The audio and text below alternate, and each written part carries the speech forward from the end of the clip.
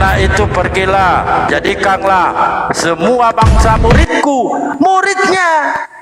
Maka di Matius, Yesus berpesan kepada mereka. Gimana Bapak ini? Apa pesan Yesus? Janganlah kamu menyimpang ke jalan bangsa lain. Nah, ini bangsa lain. Ini dikatakan semua bangsa, bukan berarti seluruh dunia, Pak. Terus apa dong, Pak? Bangsa muridnya. Kok ketawa? Kok ketawa? Bantah saya argumen saya, Pak. Jangan ketawa, Pak. Nangis boleh. Padahal Bu, masa semua bangsa muridnya bikin ketawa aja ente padahal Bu. Jadi siapa menurut Bapak? Lah kalau bangsa itu apa tuh?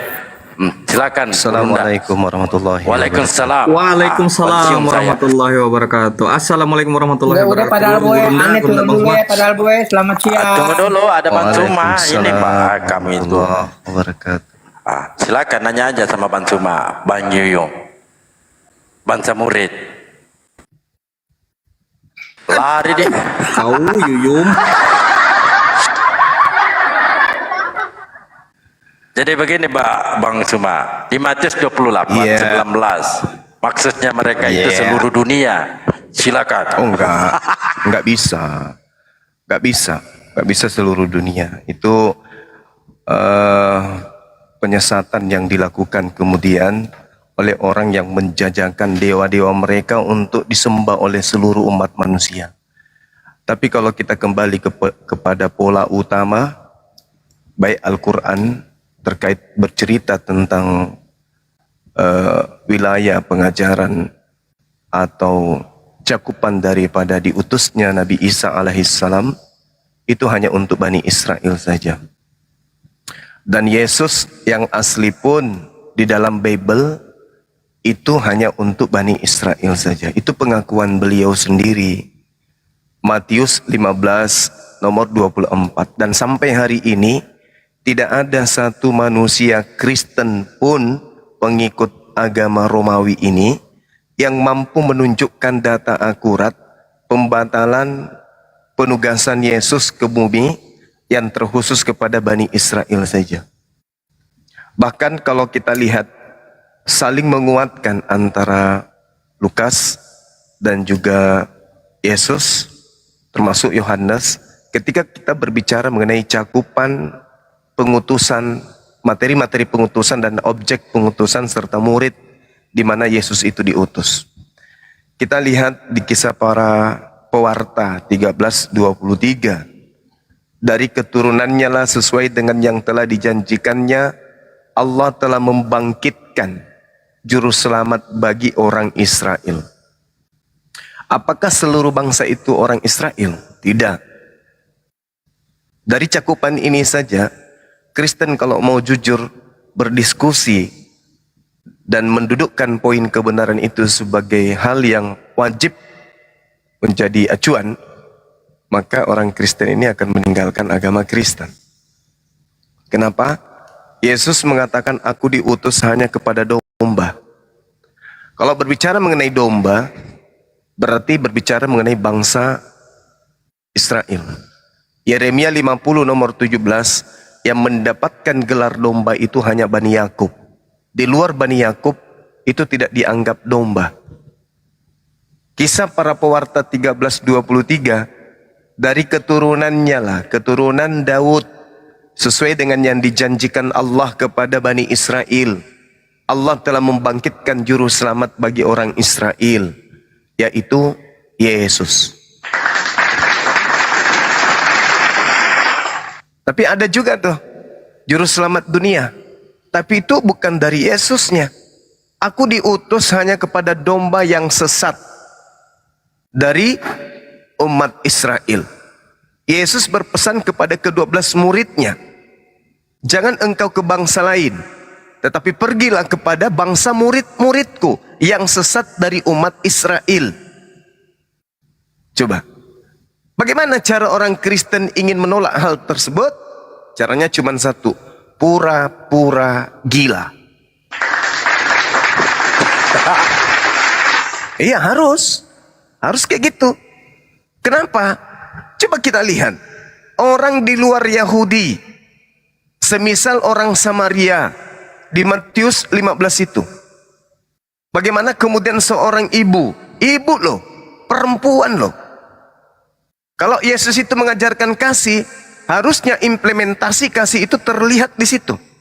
Seorang ibu memohon, minta tolong, ya, berseru kepada Yesus, tolong dong, anakku lagi sakit.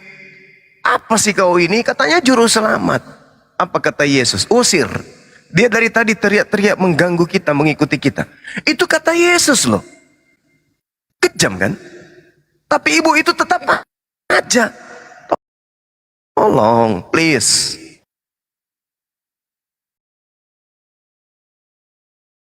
Mati. Masa menyembuhkan anak saya nggak bisa? Nggak bisa? Kan kamu bisa aja melakukan apapun karena kau utusan Tuhan. Tapi Yesus mengatakan, oh tidak patut roti yang dipersiapkan, yang disediakan khusus spesial untuk anak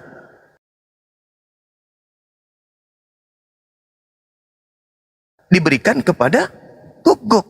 Roti yang dimaksud di sini adalah pengajaran. Yes, firman yang diterimanya itulah roti, makanan rohani untuk Bani Israel yang sesat meninggalkan hukum Taurat. Tak patut kata Yesus, karena ini aturan main, ini hukum Tuhan hanya untuk Bani Israel saja.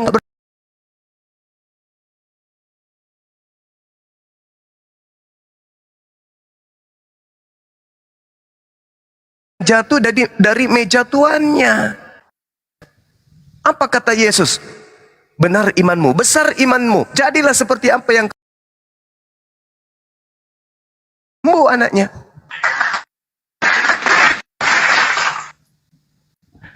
Ketika Yesus mengatakan benar besar imanmu, berarti Yesus mengiyakan wanita itu mengaku sebagai guguk, wanita itu sebagai pemakan sampah yang jatuh dari meja tuannya. Ibu itu juga mengiyakan, Yesus juga mengiyakan. Berarti mereka sepakat kalau wanita di luar daripada Bani Israel itu guguk.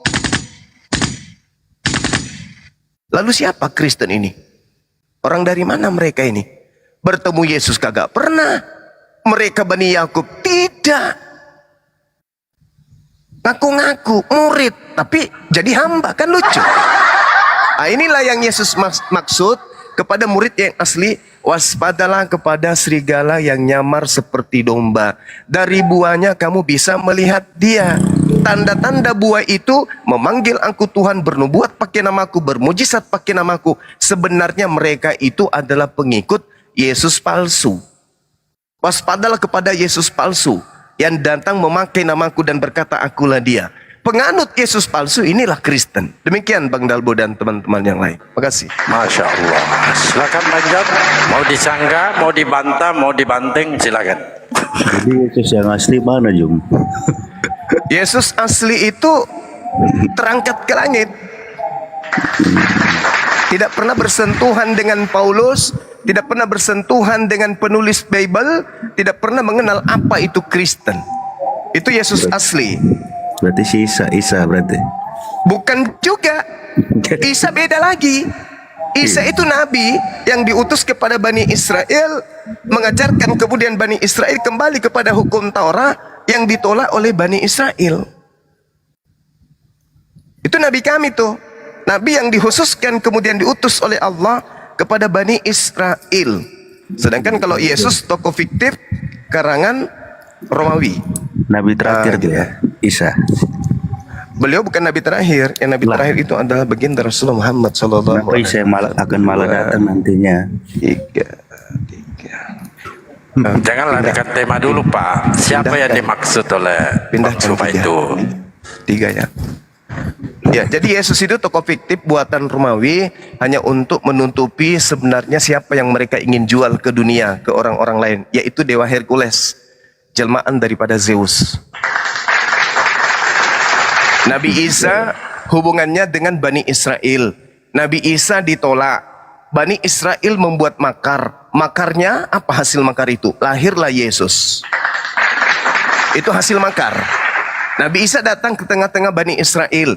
Mereka ingin membunuhnya, mereka ingin mencelakainya. Allah menyelamatkan Nabi Isa. Orang Farisi nggak diam sampai di situ. Mereka membuat makar, menjual kemudian Yesus kepada Roma dan Yunani. Roma menerima dan membelinya. Maka mereka kemudian mengkanonkan kitab-kitab, loloslah 4 kitab. Lalu kemudian Paulus membuat 13 buku, loloslah 13 buku itu. Ditambah buku yang tidak diketahui siapa penulisnya, itu buku Ibrani. Lalu orang Romawi kuno yang tadinya menyembah dewa-dewa, seketika memiliki kitab dan memproklamirkan agama baru mereka dengan nama Katolik.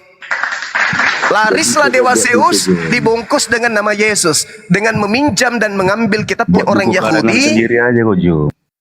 Itu fakta real. Ya dia bisa buat buku kau. Mau bisa kita buktikan kalau apa yang saya katakan itu betul. Garang-garang Contoh, aja bukunya. contoh nih, kita akan bertanya kepada saudara nih, tolong tunjukkan apakah Yesus memberikan legitimasi kepada penulis-penulis Bible Anda? Itu Al-Qurannya salin buat buku sendiri kau. kan? Kacau kan? Iya. Benarkah Yesus yang diceritakan di Bible itu mengenal Lukas, Al-Quran itu mengenal kau Markus, salin mengenal buat penulis buku Matius, sendiri. mengenal penulis Yohanes, mengenal penulis Ibrani, mengenal Paulus? Benarkah? Tidak akan pernah ada orang Kristen di dunia ini yang mampu menunjukkan kebenaran itu. Ya, jadi ajarannya semuanya bullshit. Hanya klaim. Apakah Yesus mengenal Lukas? Tidak. Yesus mengenal Paulus? Kagak. Tak ada itu. Jadi pondasi yang dibangun untuk Kristen semuanya bermuara ke barat. Tak ada kemudian bermuara kepada pengajaran para nabi, termasuk Nabi Isa alaihissalam, atau termasuk Yesus sekalipun. Nah, inilah yang disebut Al-Quran, wa makaru wa makarallah wallahu khairul makirin. Panas, tapi harus berilmu. Silakan. Kalau cuman colote aja percuma, Bang. Ke gereja cocoknya. Di sini tempatnya orang berilmu. Kita kaji secara Izin data, Gurunda. secara Bapak John ilmiah. naik mau ngapain curhat? Ya, Kalau cuma curhat mau bukan curhat, tempatnya ini ya Pak ya. betul sekali Dinda, Masya Allah. Pintar. Ya, buat buku Dinda ini semakin pintar. sendiri kau. Ngapain buat buku? Toh kitabmu sendiri sudah menceritakan seperti itu kok. Kitabmu yang menceritakan seperti itu adanya 2 Yesus. Yesus yang pertama hanya untuk Bani Israel saja. Matius 24 nomor 19 dibuatkanlah Yesus yang kedua, yang bercerita pergilah ke seluruh dunia, jadikanlah mereka muridku. Itu Yesus kedua tuh. Akulah Yesus yang kau aniaya. Itu Yesus kedua. Akulah sang bintang timur. Itulah Yesus kedua. Akulah Alfa dan Omega. Itu Yesus kedua. Kepada aku diberikan kuasa di surga dan itu Yesus kedua. Kalau Yesus yang asli, aku tidak dapat berbuat apa-apa dari diriku sendiri. Subhanallah. Itu nih Yesus yang asli. Wa iskala Isa bin Maryam. Wa iskala Allahu ya Isa bin Maryam. A'anta qulta linnas. Apakah engkau pernah mengajarkan kepada manusia cupu? Kau itu adalah Tuhan selain daripada aku. Nabi Isa mengatakan, "Qala subhanaka ma yakunu li." Ini umat Islam sampai bosan mendengarkan ini. Dan itu juga diuraikan di dalam kitabnya orang Kristen. Jangan kau menyentuh aku, wahai Maria. Yohanes 20. Tapi pergilah kepada saudara-saudaraku, wahai Maria.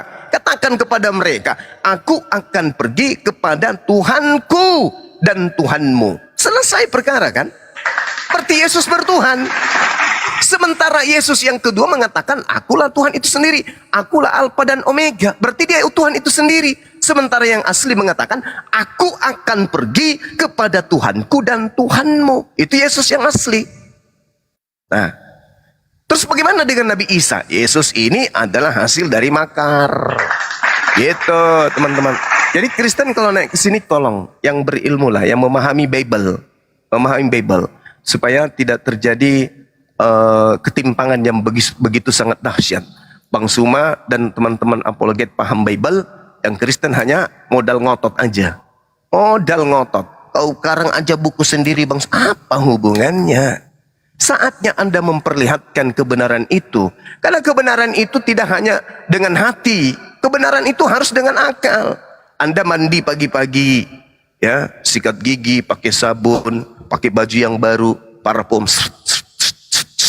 nyalakan kendaraan, habis itu siap-siap doa pagi, naik kendaraan menuju ke gereja, masuk ke dalam gereja, selama siang duduk, Tangan tertelung, kemudian dirapatkan kedua tangan, musik mulai dibunyikan, teng dung neng dung neng neng dung neng dung neng dung neng neng. Mata terpejam, pujian-pujian dilantunkan, kemudian air matamu menetes, kemudian berterima kasih karena sukses acaranya atau sukses kemudian usahamu, kau berterima kasih kepada sembahanmu. Tapi apakah itu memenuhi kaidah betul? Hah? Saman SDSB apa itu? Yang nomor-nomor buntut itu kok seingat saya. Samannya dulu orang sampai bikin kelambu loh di kuburan. Bawa dot, kalau kuburan bayi dia bawa susu, bawa dot, ya kan? Bawa bantal. Dipaksangilah kelambu kuburan itu. Disitulah orang itu duduk. Oh, penghuni yang ada di dalam kubur, berikan kepadaku hikmah, berikan kepadaku nomor buntut. Dapatlah dia 4 angka, lolos. Dapat berapa waktu itu? Dapat 3 juta, 4 juta. Senang kali mereka. Apa yang mereka katakan? Aku akan datang lagi. Ternyata doaku dikabulkannya. Pertanyaannya, berarti yang di kuburan itu Tuhannya gitu? Berarti Tuhan yang betul adalah yang memberikan kemudian nomor buntut di kuburan itu. Akhirnya dia mengatakan inilah yang betul. Sehingga dia melupakan Tuhan yang sesungguhnya demi untuk nomor togel. Padahal itu hanyalah pekerjaan iblis. Apa bedanya Anda sekarang? Berparfum harum, jalan ke sana, berdoa di sana, menangis di sana, pulang dari sana, tiba-tiba anakmu dapat informasi lolos dia jadi pegawai. Tiba-tiba kemudian bisnismu sukses. Oh, Tuhanku semakin menghebatnya kau. Tapi apakah itu yang menjadi tolak ukur? Tidak. Tuhan itu cuman satu. Mau Anda sembah atau Anda tidak sembah, Anda mau menyembah pohon, mau menyembah batu, mau menyembah gajah sekalipun, Tuhan yang satu itu tetap memberikan rezeki kepada Anda. Jadi tolak ukurnya bukan di situ. Oh tidak. Tidak Bang Suma, kenapa? Saya masuk ke tempat ibadahku, ke tempat sembahyangku. Terus tidaklah mungkin kalau bukan Tuhan yang tempatku berdoa, tidak mungkin hatiku sedih, tidak mungkin aku terharu, tidak mungkin air mataku menangis. Kucluk, orang yang keinjak kakinya kaki meja yang berat pun bisa nangis, tahu kau? Tahu? Jadi bukan itu jadi acuan. Yang betul, agama yang betul, dinul hak yang betul adalah kitabnya harus berkesesuaian dan selaras dengan akal. Itu baru agama yang betul. Ukurannya akal. Kalau masuk akal, mari kita uji. Itu baru betul. Mari kita diskusikan.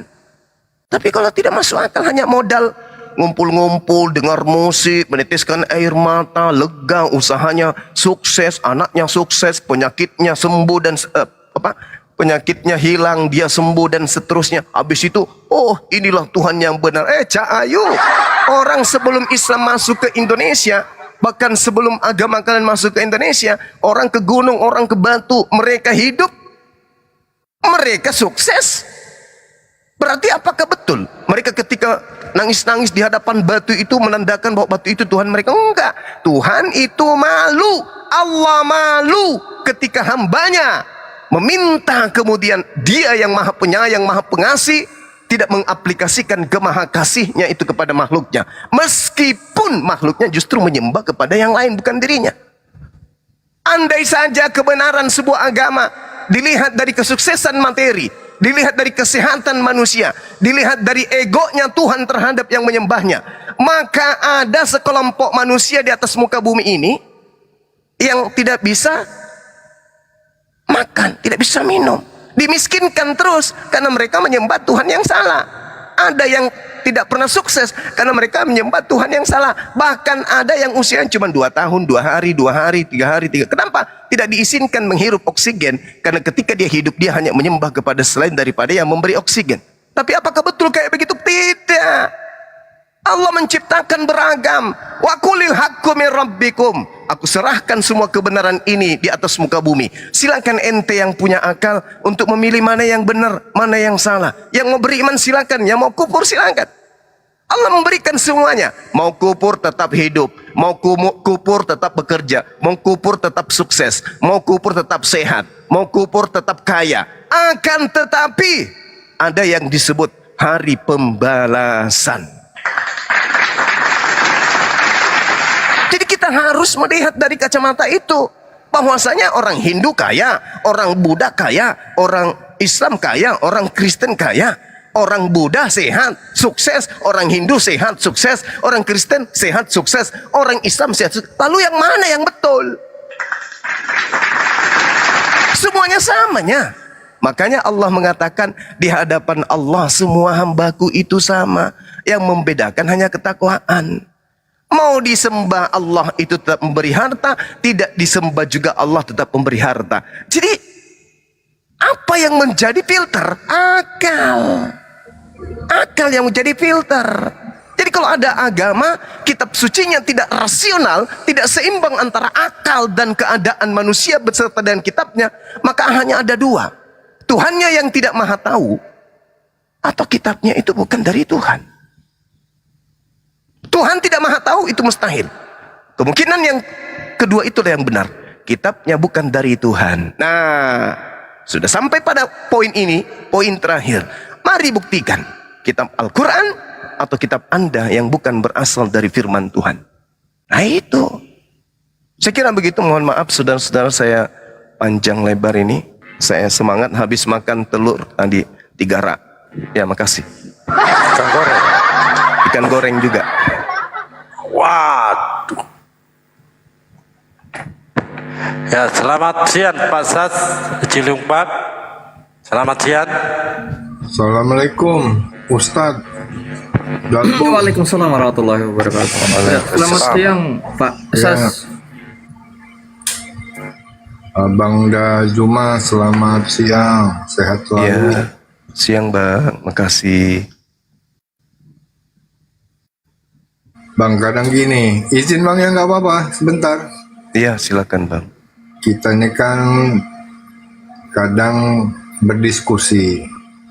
Nah, ini selalu minta saksi tentang Nabi Muhammad pada saat berjumpa malaikat Jibril. Ini sudah dijelaskan cara apapun mereka tetap ngeyel gitu. Ini gimana nih menyikapinya Bang Juma? Assalamualaikum. Waalaikumsalam warahmatullahi wabarakatuh. Saksi itu untuk kemudian meyakinkan orang yang ragu terhadap kebenaran sesuatu. Itu mereka butuh saksi. Tapi kalau orang yang mengatakan dirinya beriman terkait dengan kitab suci, kaitannya dengan akal, maka tidak perlu saksi. Kenapa? Karena kebenaran itu tidak perlu ada saksi, tetap aja benar. Di dalam Al-Quranul Karim dikatakan, surah Al-Isra ayat 96. Di situ Allah Subhanahu wa taala menyatakan, a'udzubillahi minasyaitonirrajim. Qul, katakan wahai Nabi Muhammad, kafa billahi syahida baini wa bainakum. Cukuplah Allah menjadi saksi antara aku dan kamu sekalian. Innahu kana bi ibadihi khabiran basira. Sungguh Allah Maha mengetahui, Allah Maha melihat akan hamba-hambanya. Jadi Islam itu tidak butuh saksi. Yang butuh saksi itu adalah sesuatu yang diragukan kebenarannya. Umat Islam ini ragu tidak terhadap Al-Quran? Ragu tidak terhadap Allah? Ragu tidak terhadap Rasulullah? Kagak. Tidak. Itu sudah paku mati itu. Jadi tidak perlu kesaksian. Mereka butuh saksi untuk yakin. Kita kagak. Seperti kita melihat diri kita ini adalah manusia. Kita yakin bahwa eyang kita, kakek kita itu manusia. Tapi kita tidak pernah melihat. Buyut kita itu nggak pernah kita lihat. Kakek daripada kakek kita itu kita nggak pernah lihat. Tapi kenapa kita yakin kita berasal dari keturunan manusia? Kenapa? Siapa saksi yang melihat buyut kita adalah manusia? Ada saksinya di antara kita ini. Tak ada pun. Tapi kenapa kita yakin? Karena kita melihat diri kita ini adalah manusia. Maka kita yakin kita berasal dari keturunan manusia. Karena kita ini adalah ciptaan, maka kita yakin bahwa kita berasal dari pencipta. Baginda Rasulullah Muhammad sallallahu alaihi wasallam memiliki mukjizat yang tidak dimiliki oleh nabi manapun. Nabi Musa alaihi salam memiliki mukjizat berupa tongkat. Ada tongkatnya, bisa kita lihat.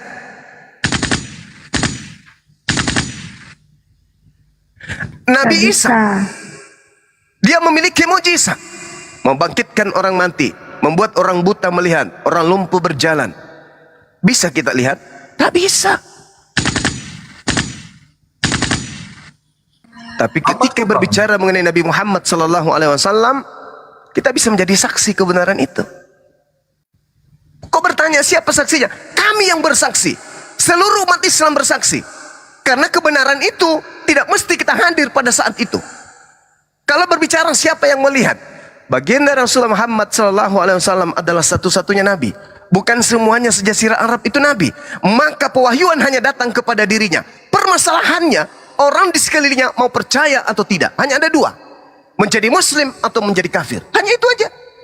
Tidak dibutuhkan saksi. Oh, saya bersaksi saya melihat Nabi Muhammad SAW kemudian menerima wahyu. Enggak dibutuhkan yang kayak gitu.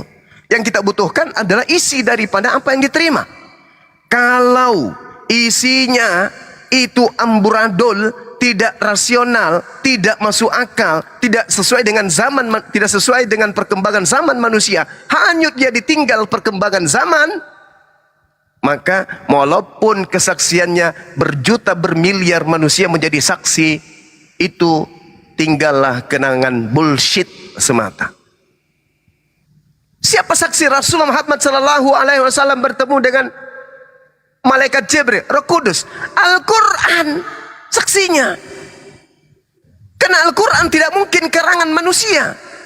Itu saksi yang paling pokok. Dan seluruh umat Islam bersaksi akan kebenaran Al-Quran. Ilmuwan bersaksi tentang kebenaran Al-Quran. Alam semesta bersaksi tentang kebenaran Al-Quran. Tapi kalau berbicara mengenai kitab mereka, ada saksinya, banyak saksinya, jutaan saksinya, miliaran saksinya. Mari kita uji. Mari kita uji. Dikatakan langit bertiang. Nah, kesaksian-kesaksian palsu semua. Kesaksian bohongan. Maria melahirkan Tuhan. Nah, kesaksian palsu semua. Gak ada yang bisa membuktikan Maria melahirkan Tuhan. Jadi percuma banyak saksi kalau isinya itu tidak masuk akal. Nabi Muhammad oke lah, Anda mengatakan tak ada saksi. Tetapi isinya mempersaksikan kemudian kepada orang yang berakal bahwa apa yang terjadi itu betul adanya. Karena tidak mungkin Al-Quran yang sebegitu hebat adalah karangan orang yang hidup di tahun 1400 tahun silam. Itu mustahil. Jadi bagi kita kemudian ketika ditanya tentang saksi, pertama baginda Rasulullah Muhammad SAW adalah saksinya, Allah Subhanahu Wa Taala adalah saksinya, para malaikat adalah saksinya, istrinya adalah saksinya, sahabatnya adalah saksinya, sejazirah Arab adalah saksinya, dan kita umat Islam serta alam semesta menjadi saksinya. Selesai.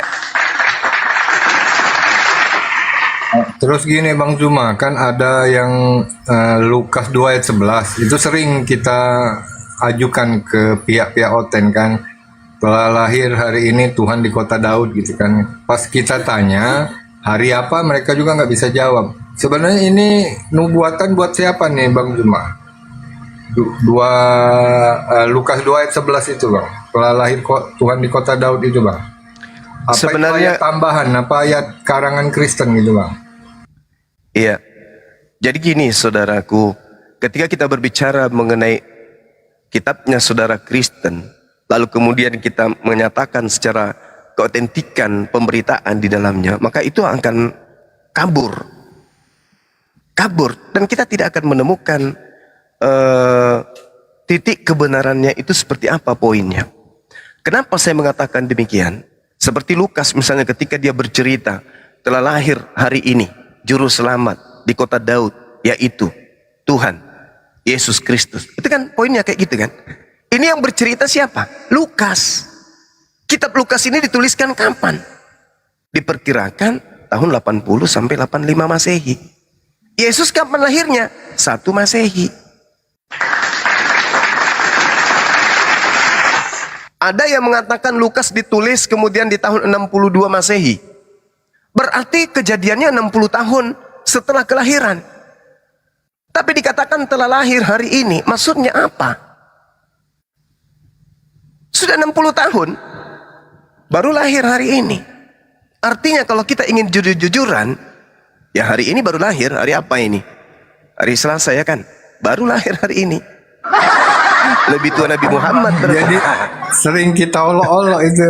Kami cari di rumah sakit tiap hari nggak ada Tuhan yang lahir gitu. Nanya bidan juga. Gitu Bang. Dan itu akan kontradiksi dengan 2 Yohanes 1 nomor 7.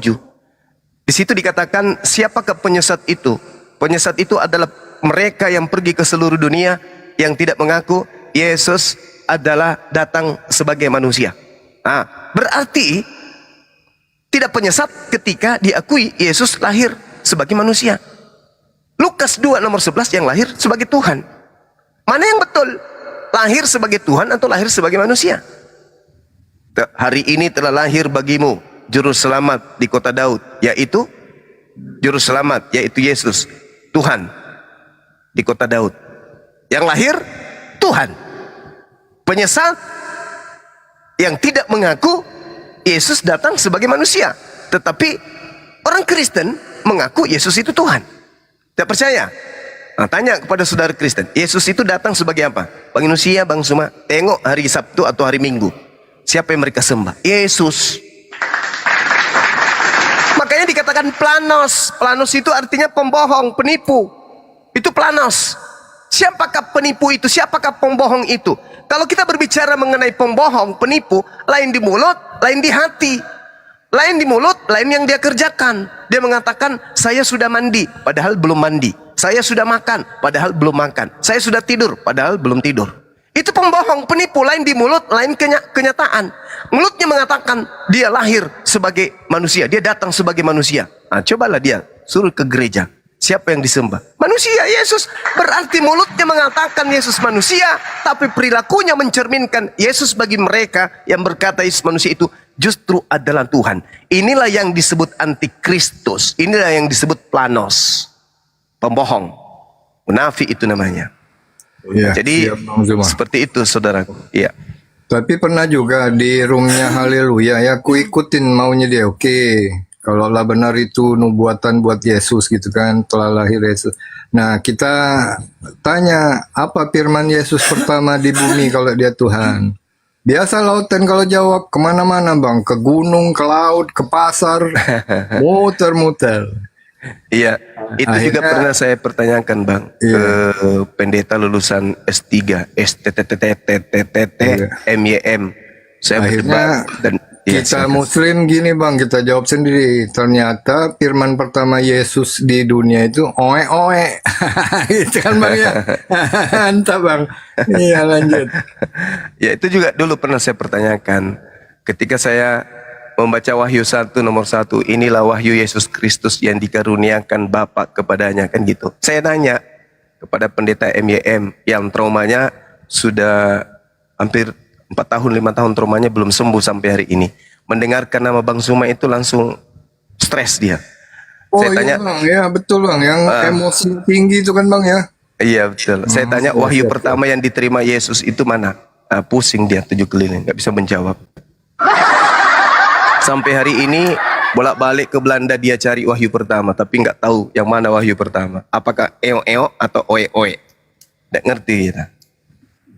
Oke siap Bang. Iya. Nah, ini ngisi waktu aja belum ada hotel nih biar meriah room Dalbo ini Bang Dalbo. Masya Allah. Iya siap.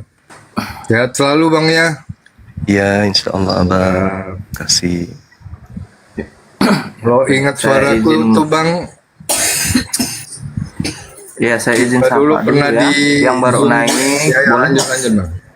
Nah, Pak Titik. Selamat siang menjelang sore Pak Titik. Tik. Tik. Udah lanjut. Pingsan dia. Ya terus gini juga Bang Zuma ya. Sekarang ini masif sekali dari mereka itu pakai kayak si Yosef tuh udah make apa tuh? Kurba apa yang buat tutup di kepala itu Bang? Iya. Kayak gitu Kristen sekarang udah pakai peci segala macam. Di kepala itu bang? Iya. Kayak gitu Kristen sekarang. Ya, Aduh, artinya mereka izin. sendiri sudah nggak pede kan dengan kekristenan itu sendiri ya bang ya. Iya betul. Ya alhamdulillah. Ternyata teknologi yang buat kafir ini bang, bikinan kafir ini membongkar aib kafir sendiri. Ya itulah yang Kata disebut mereka kan, Allah. Wa makaru wa makarallah. Wallahu Iya. khairul makirin. mereka kan selalu kalau berdiskusi itu, ya TikTok ini kan buatan kafir menurut mereka kan. Ya udah kita ku jawab aja kadang-kadang, iya justru buatan kalian bunuh diri, bikin kalian terbongkar nih kejahatan kalian di sini gitu bang. Ya lanjut yang lain, ayo panas ini roomnya sebelum ada Oten. Ya, izin Gurunda, coba Bunda sapa ada tamu ya. Pedang apa ini? Pedang karat? Pedang apa? Selamat siang, pedang.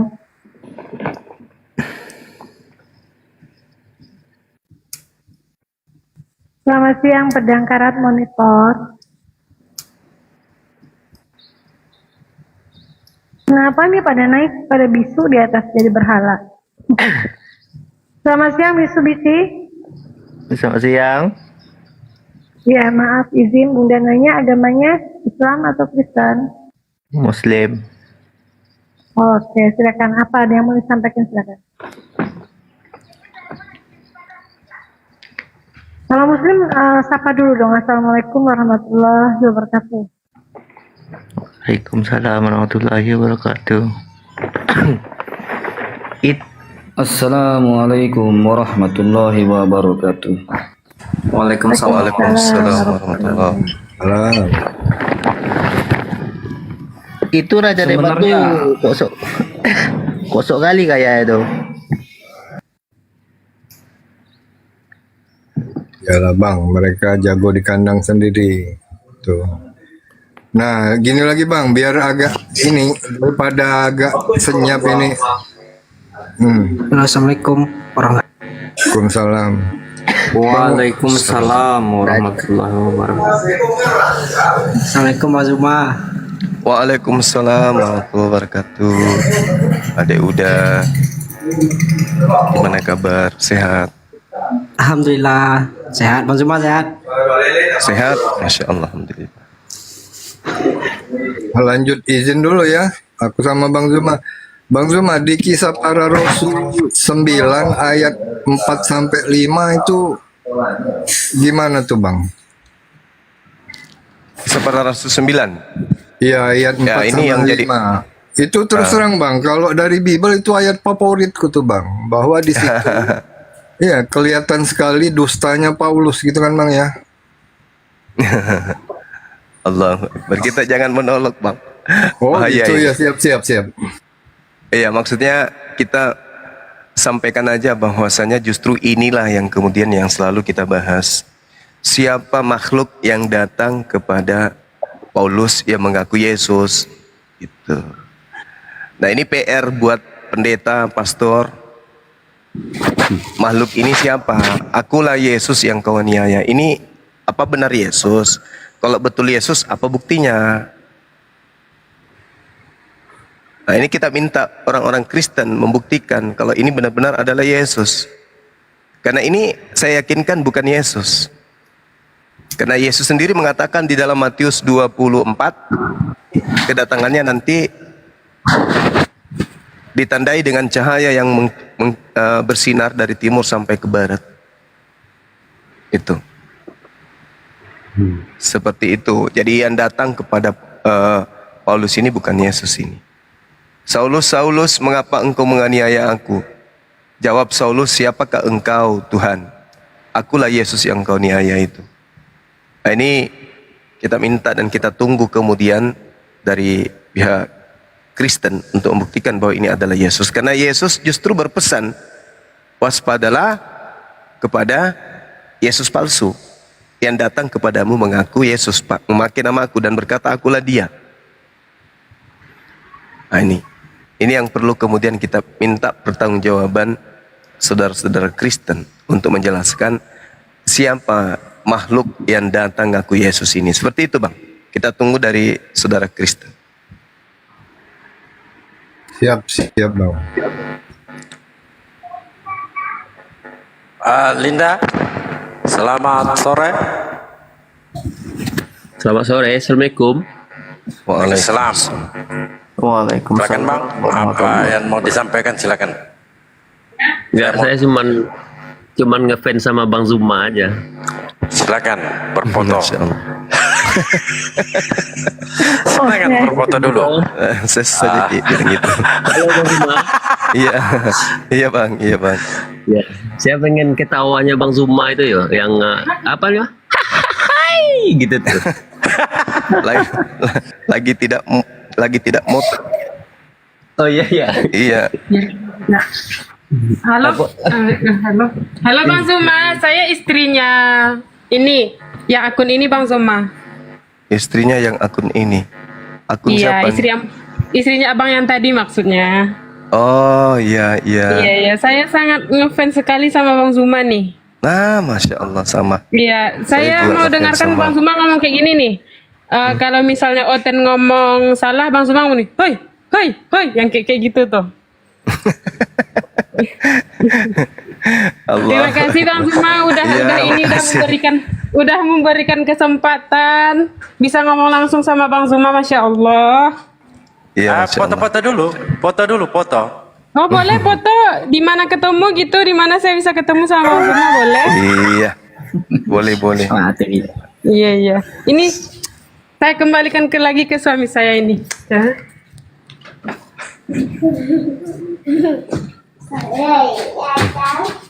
Masya Allah. Luar biasa ya teman-teman semangatnya. Tadi malam juga alhamdulillah kita syahadatkan 3 ya. Dari non-muslim meluk Islam kemudian.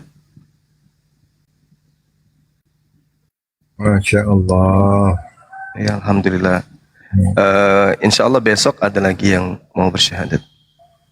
Luar Doakan biasa. setiap hari. Gurunda KTP kita sudah ini luar biasa ini. Luar biasa. Angga, kita semuanya. Semoga Kita abang semuanya. sehat selalu ya. Amin. Sehat selalu, panjang umur, tetap berjuang membela Islam. Amin. Masya Allah. Masya Allah. Ya semoga semakin ramai yang mu'alaf. Amin. Ya silakan teman-teman Kristen yang budiman, yang tidak budiman silakan naik juga. Nah, silakan. Banyak yang minta naik, muslim semua. Kalau muslim semua di atas nanti kita pargoy. Pargoy ya. Pargoy ya, coba ini. Assalamualaikum. Waalaikumsalam warahmatullahi wabarakatuh. Masya Allah bisa bicara dengan Bang Zuma ini. Iya. Kakanda. Iya. Assalamualaikum, Deng. Waalaikumsalam warahmatullahi Pada wabarakatuh. itu oke, Deng. Oke, iya pada itu pelek. Man rasid Saya sedal bodi dari nesing Kendari, dal Deng. bebas Dari oke. Kendari, Kak, Deng. Kendari. Iya. Iya, Masya Allah. Insya Allah nanti kalau nggak ada halangan ya, tanggal 24 kita di Kendari. Insya Allah, Deng. Nanti saya jemput, Deng. Masya Allah, alhamdulillah. Insya Allah. Tanggal 24 bulan ini, Deng. Iya, bulan ini. Ya Pak, pakai keledai iya. ya jemputnya. Insya Allah, Deng. Insya Allah. Yesus kapan pakai keledai? Insya Allah. Di mana King Inap, Deng? Panitia belum menginformasikan sampai sekarang. Oh ya, Deng. Ya, siap-siap. Tanggal 24. Tanggal 23 saya di Kendari, Deng. Masya Allah. Iya. Iya. Lanjut ke Kanda. Saya dengar-dengar. Ya. Iya. Siap. Kita tunggu teman-teman kita. Oke. Ya, silakan Pak Endok, selamat sore menjelang pagi.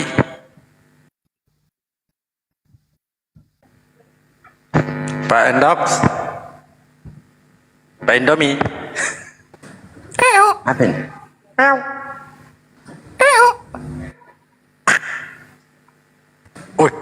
Woi. Ini apa ini Oten ini ya? Endok, selamat siang, Endok. Naik kok pada jadi berhala ini, bingung Bunda.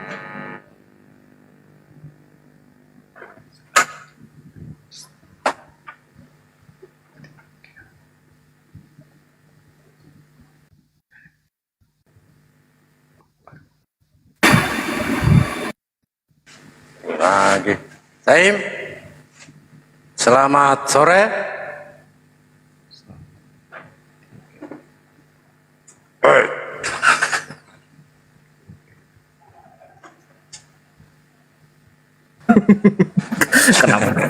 Kenapa yang naik jadi begini semua dah?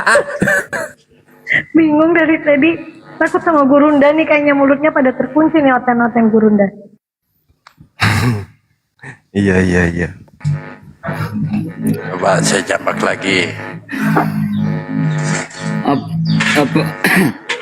Apakah sudah tidak ada yang bisa untuk diskusi dari Kristen ya? Saya kira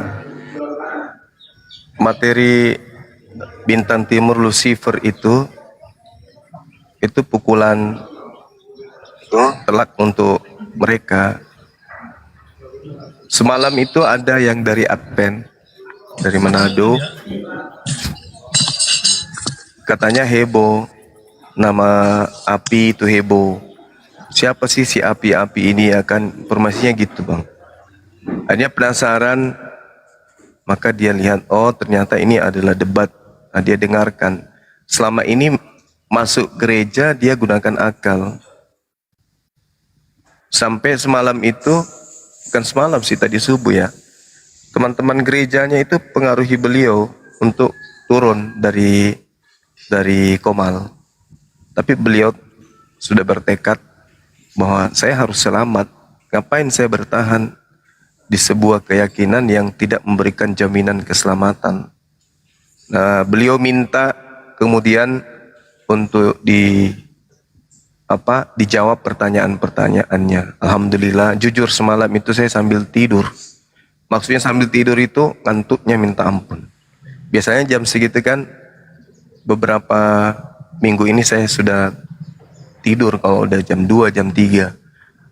Tapi semalam itu tadi subuh itu karena Ibu Iti semangat, ya sambil tiduran kemudian beliau minta saya menjawab. Alhamdulillah, ya tadi subuh itu beliau langsung syahadat. Dan beliau usahakan suami dan juga ketiga anaknya dalam waktu dekat ini juga akan bersyahadat. Dan beliau bersedia buka kamera untuk memperlihatkan keluarga kecil beliau. Nah, kita doakan sahabat-sahabat. Nah, kalau hari ini informasi yang saya terima itu dari sahabat kita Inspirasi, bahwasanya ada yang sudah mengirim KTP juga ada sama saya ya, atas nama Kristi seperti ini, dari Kristen, tinggal di wilayah mana ini, Sulawesi Utara, juga di Minahasa. Rencananya syahadat besok. Alhamdulillah. Rencana besok beliau kemudian syahadat pukul 7 malam ya, dah fix. Makanya dia sudah kirim KTP dan tanda tangan.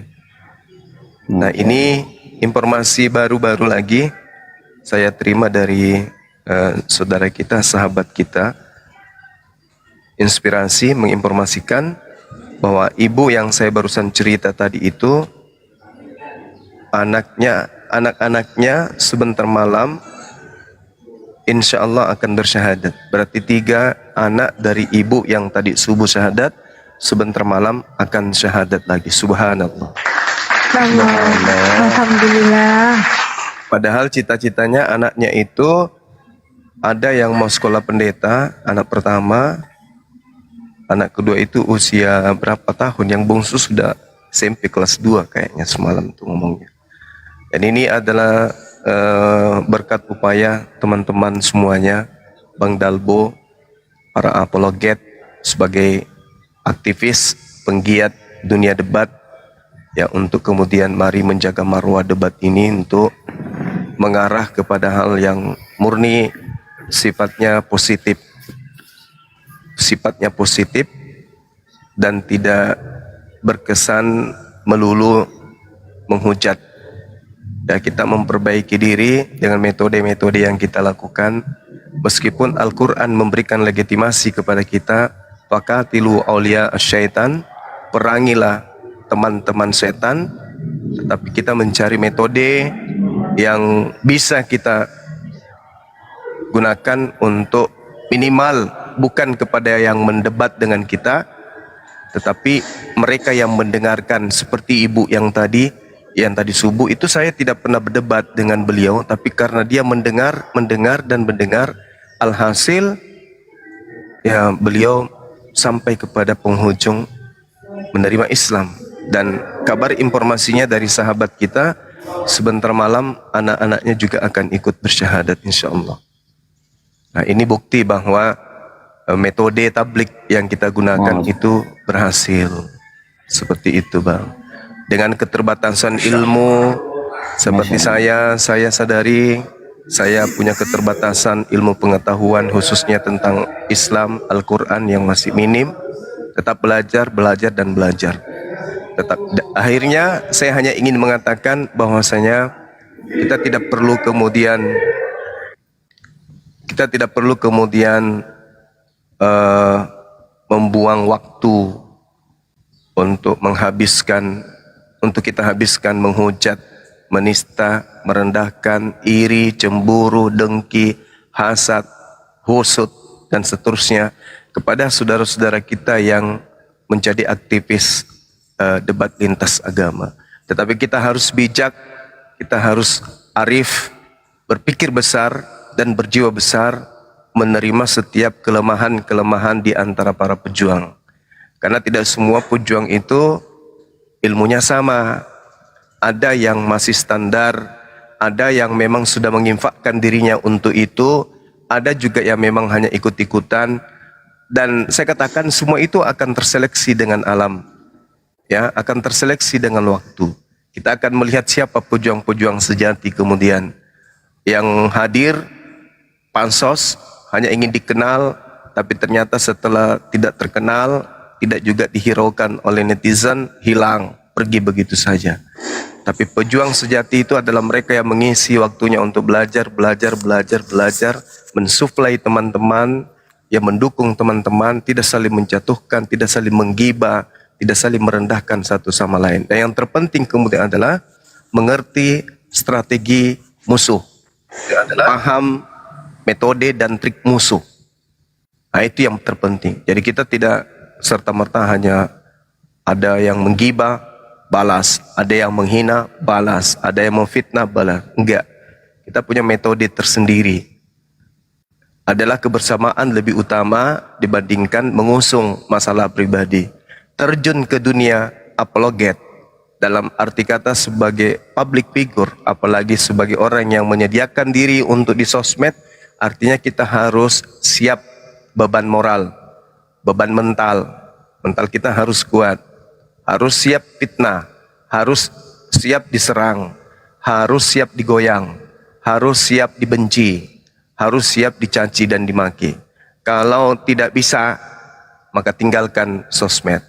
Mending ke kebun, bertani, bersawah, menjadi tukang pupuk kelapa sawit, atau menjadi penjaga kebunnya orang, atau kerja di pekerjaan yang apa istilahnya itu, rantai-berantai apa itu namanya, yang multi level, nah, kerja kayak gitu, atau jadi tukang cukur jenggot, atau jadi cukur rambut.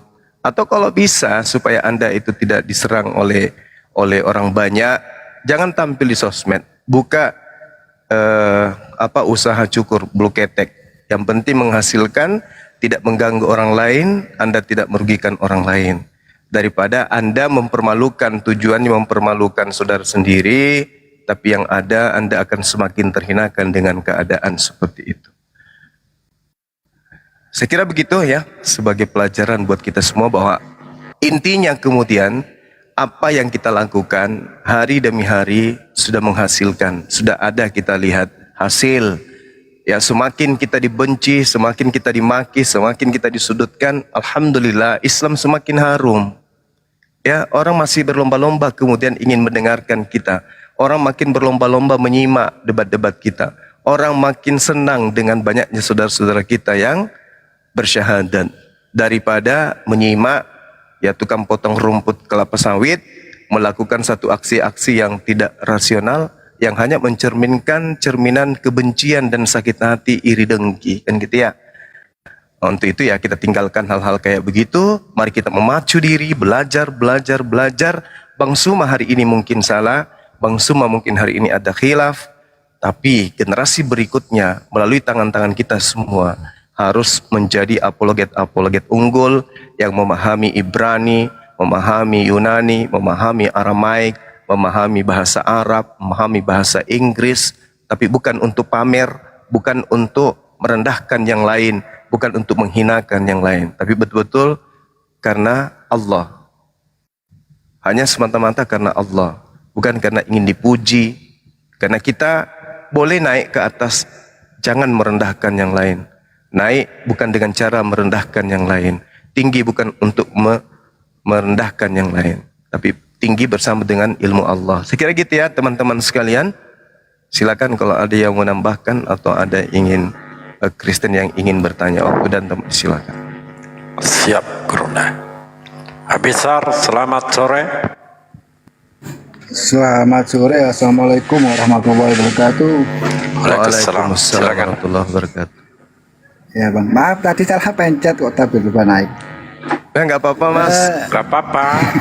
Dari Medan mas ya? Dari Malang. Kok dialeknya kayak orang Medan? Malang, Kalimantan bang. Oh iya betul. Baru saya mau bilang. Abang ternyata Iya, satu fakultas saya dulu bang ya. Iya bang Juma. Terima kasih Bang Zuma telah membantu. Iya sama-sama. Sama-sama rekan-rekan Nabi. Semuanya. Bener Bang, untuk dialog-dialog seperti ini memang kami sangat dibantu ya,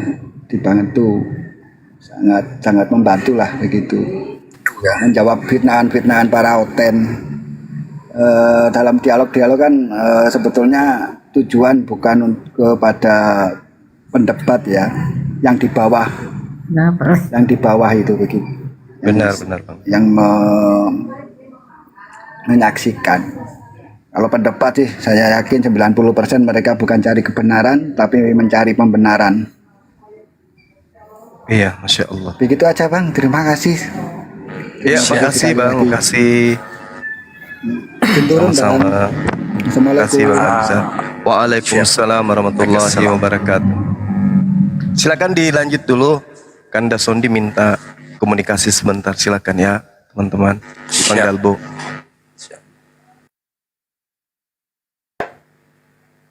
Mana nih Aten nih? Aten naiklah.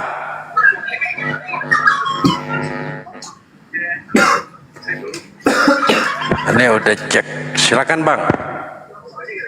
Bang Zumanya udah pergi. Beliau lagi sibuk. Mau menyampaikan apa Bang?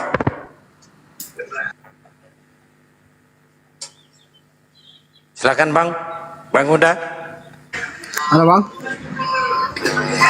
Mungkin mau menyampaikan sesuatu, silakan. Ini mau nyampaikan itu Bang. Apa itu? Nanti aja lah Bang. Baik, kita berikan dulu ruannya untuk Kristen. Ya.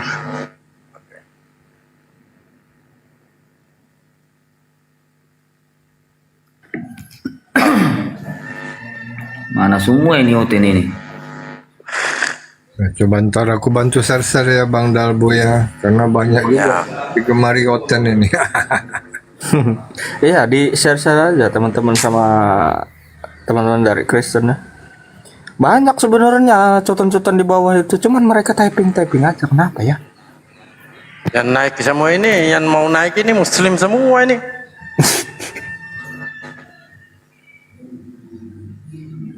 Yang noteng lah, naik.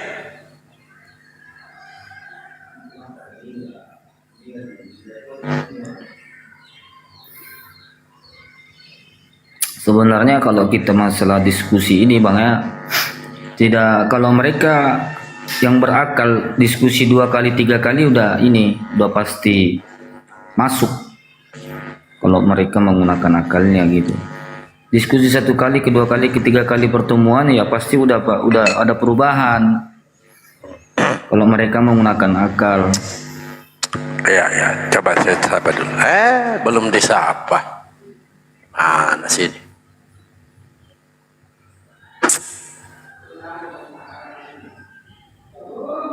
Coba naikkan ini. Siapa ini ya?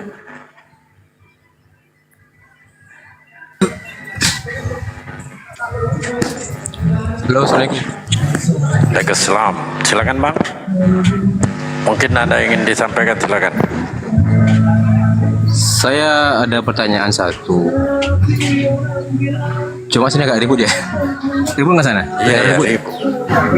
Iya. Ini pertanyaan ini.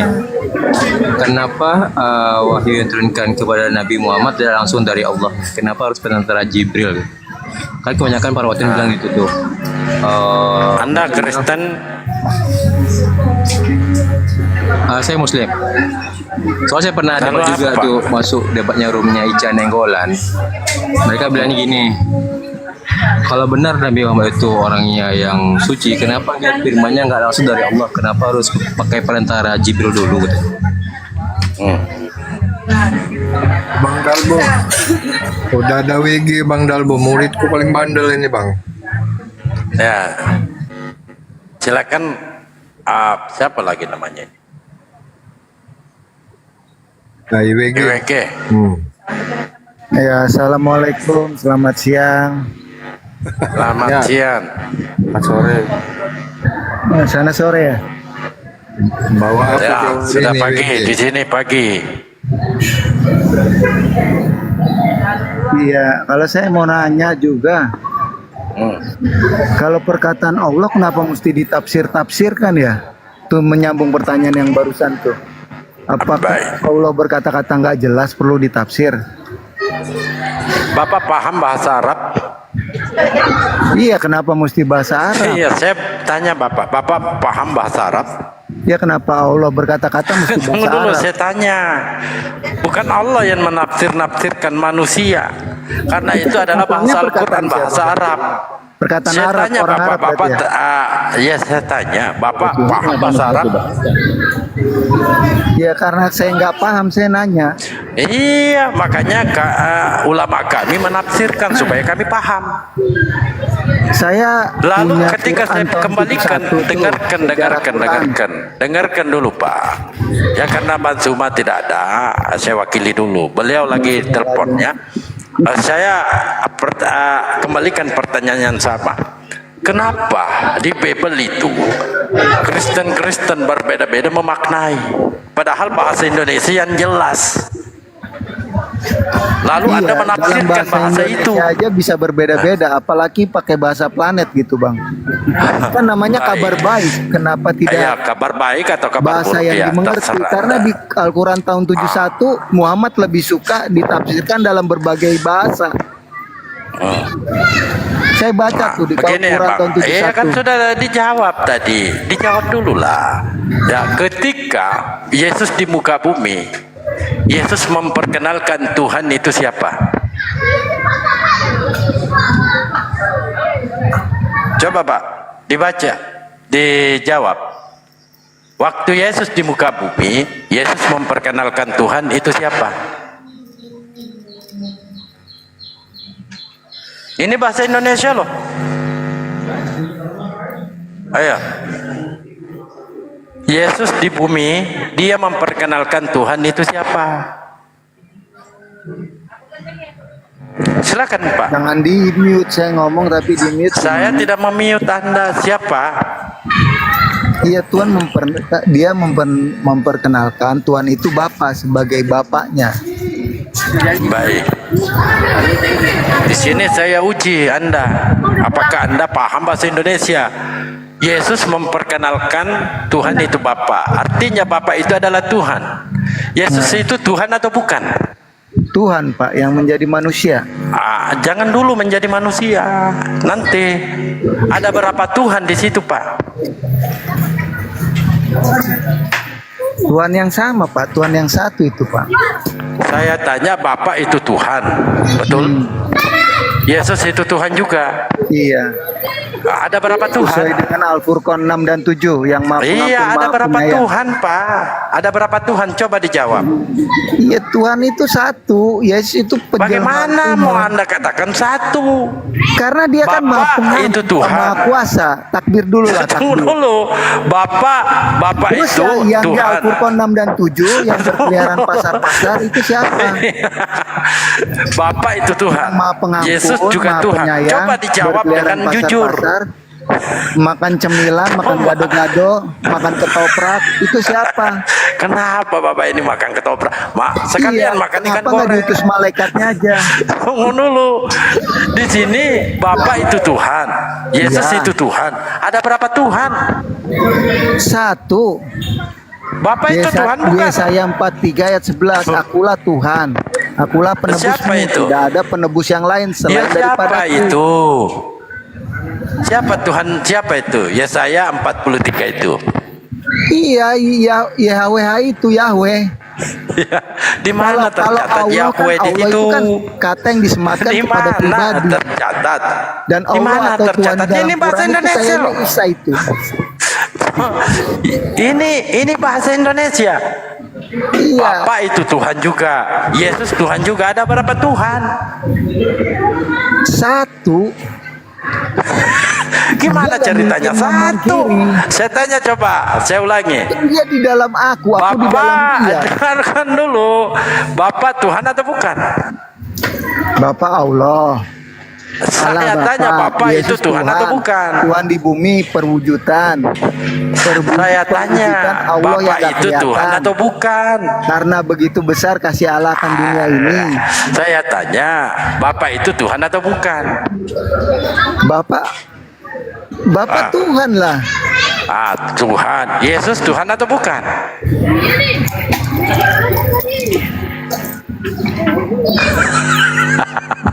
Bingung kan? Bagaimana kau berkata tunjukkanlah Bapak itu kepada kami. Sudah sekian Bapak lama aku Tuhan. bersama-sama dengan kau. Yesus Filipus. Tuhan. Ada berapa Tuhan? Nah sekarang gini saya balikin. Bang Dalbo ada berapa? Bang Saya Dalbo mau ada punya berapa Tuhan tuh, Pak? satu Pak. Ini dulu Satu. selesaikan Punya dulu roh ini. Selesaikan dulu inilah. Bang Dalbo punya roh Ada nggak? jawab jujur dulu. Bang Dalbo punya roh nggak? Jawab dulu. Iya. Punya jiwa nggak? Jawab Coba. jujur dulu ini. Bang Dalbo Bapak punya Tuhan. tubuh, punya roh, punya jiwa nggak? Itu Iya, tiga saya apa bukan satu? Tuhan Pak. Saya bukan Tuhan. Nah, Ini hebatnya Bapak ini Tuhan. Allah kita Yesus itu tidak Tuhan. dibatasi ruang Ada dan berapa waktu. Tuhan Pak? Kenapa sih Bapak ini kagak mau jujur? Enggak, Bang Dalbo ada berapa sekarang? Saya Simpel sendiri. aja. Saya sendiri. Cappuccino tuh kalau dikocokkan Cappuccino. berbusa. Busanya itu kopi juga atau bukan? Cappuccino. Memangnya Tuhanmu jadi cappuccino? Iya. Gimana ini Bapak ini? Sekolah Ayat ke tadi cappuccino. ada. Di Matius Iya. 11 nomor 25. Saya Air, bertanya uap, bukan dan es itu asal-asalan Pak. sama nggak itu? Di sini Enggak, Bang Dalbo, Yesus satu mengatakan atau dua, Bapa itu kayak adalah tiga Tuhan. sekarang pertanyaannya. Anda mengatakan Yesus adalah Tuhan juga. Makanya Iya, saya dia bertanya Tuhan yang ada menjadi berapa Tuhan? manusia, sesuai dengan Al-Furqan 6 dan 7. Masa kau mau Kemarin pungkiri Al-Quran lagi. Al-Quranmu, Bang Dalbo? Gimana Bapak ini? Bang Dalbo, masa kau mau pungkiri apa lagi? Al-Quranmu? Al-Furqan 6 dan 7. Iya, nggak masalah. Muhammad itu Di percaya dalam Yesus Al-Quran Muhammad. sudah Dia jelas bikin agama bahwa namanya Islam. manusia Islam itu dengarkan berisa ya, al-Masih. dengarkan. Tuhan Allah yang manusia yang Anda Dari mana Tuhankan. pemahaman itu? Dasar kusluk. Tuhan, manusia yang Anda Tuhankan, ya tidak ada di dalam Al-Quran Nabi Isa itu adalah Tuhan. Itu yang Anda harus pahami. Bahkan manusia yang Anda Tuhankan itu diinterogasi oleh Enggak, Allah. bro. Gua baca Al-Quran nih. Di Gua baca surah Al-Quran. Al-Maidah ayat Allah atau Tuhan di dalam 116. Al-Quran itu Isa. Setelah kafirlah yang menyatakan Isa Al-Masih adalah ya, Allah. kalau di Bible gimana, Sedangkan Pak? Rasul-Rasul membawa nama Isa Al-Masih sebagai Allah. Astagfirullah. Tapi orang Kalau di Yahudi Bible tolak. gimana, Pak? Ada Jadi, nggak Yesus kalian Tuhan di Bible? kontaminasi ajaran Yahudi Iya, dong. iya, Yang kafir siapa nih? terkontaminasi. Kontra di dalam Iya. Quran. Iya, kalau di Bible Pak gimana? Siapa Tuhan menurut Yesus kalau di Bible? Enggak, di dalam Quran yang kafir itu siapa sekarang? Quran lagi. Rasul-rasul Pak, dari abad umat pertama, Islam kedua, itu ketiga, cerdas, keempat, kelima, Pak. keenam, Seandainya ada ketujuh. ya seperti Oh, itu nggak ke-8 perlu berubah. Bapak terangkan Ada di sini. perkataan yang Mungkin kafir kami itu yang orang yang pertama yang terima mentuhankan Islam, Isa itu. tidak berisa Al-Masih. Tetapi di Bible Yesus Iya, yang tidak memperkenalkan berisa siapa Al-Masih itu itu adalah Tuhan. orang yang Coba. kafir, menolak Islam. Astagfirullah. Astagfirullahaladzim. Kenapa sih Ten kalau naik itu dengar orang ngomong dulu baru jawab.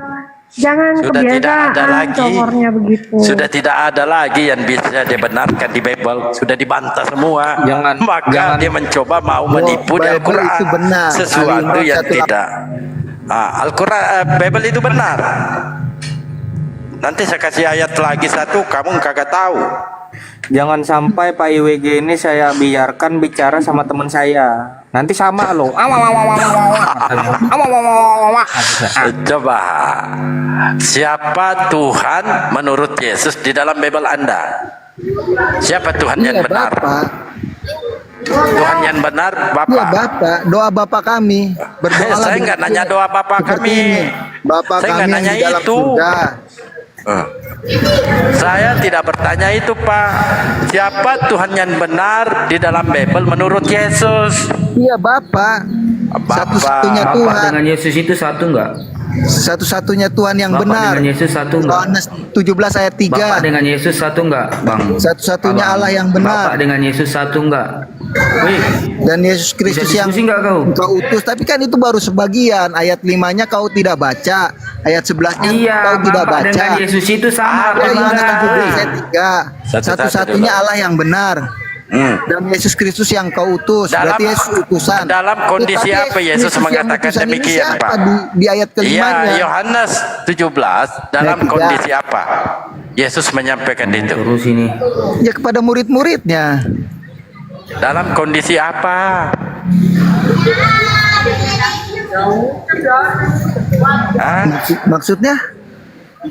Yesus lagi ngapain pada saat itu Yohanes 17 Lagi 3 ngajarin. itu? Hah?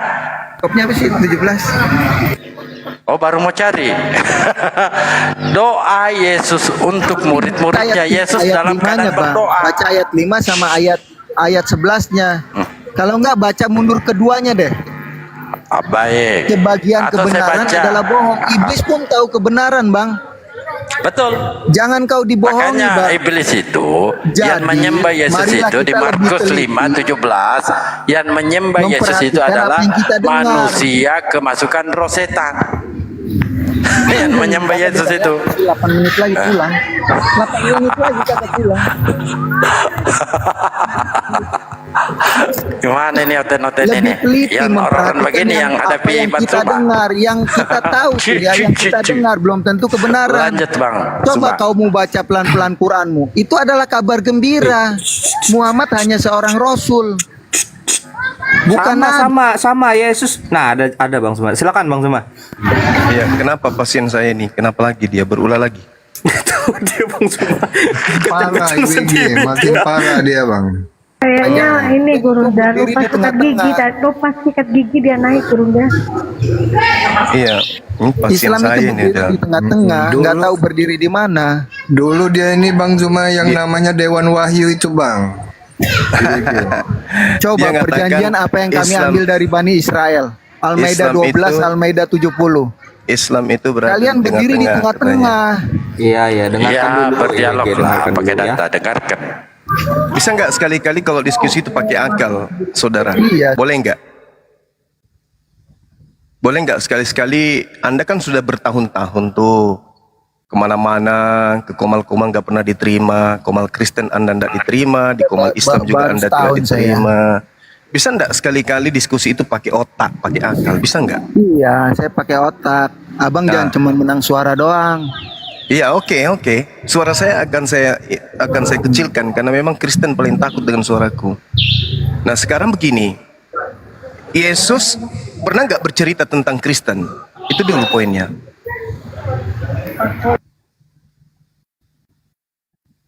Itu dulu poinnya. Kalau Yesus pernah bercerita tentang Kristen, baru Kristen boleh punya hak bercerita tentang Quran. Ngemis-ngemis Quran, ngemis-ngemis Taurat, ngemis-ngemis Injil, baru boleh. Kalau Yesus pernah bercerita tentang Kristen, pernah nggak? Ya, Sebuah pernah lah, sekte. Hah? Pernah lah. Di mana Yesus pernah menyentuh atau menyentil Kristen? Itu di mana? Ya ketika ia berdoa, doa Yesus itu di Yohanes.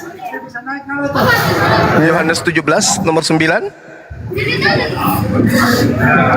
Atau yang mana? Dia berdoa untuk apa? Buat domba apa? Buat orang-orang apa? Apa? Yang domba-domba dan kambing-kambing dan orang-orang yang akan percaya. Kalau domba kambing itu Bani Israel. Domba tentu kambing tidak. itu domba Israel. Oh, belajar makanya. Tentu tidak. Sedangkan kalau di Yohanes 17 nomor 9 yang Anda maksud itu, aku berdoa untuk mereka, bukan untuk dunia aku berdoa, tetapi untuk mereka yang telah Engkau berikan kepadaku, sebab mereka adalah milikmu. Yesus diutus kepada mereka. Mereka ini siapa? Mereka yang percaya. Iya, mereka yang percaya ini dari kelompok mana dulu? Ya, semuanya, Kan ada. Bang.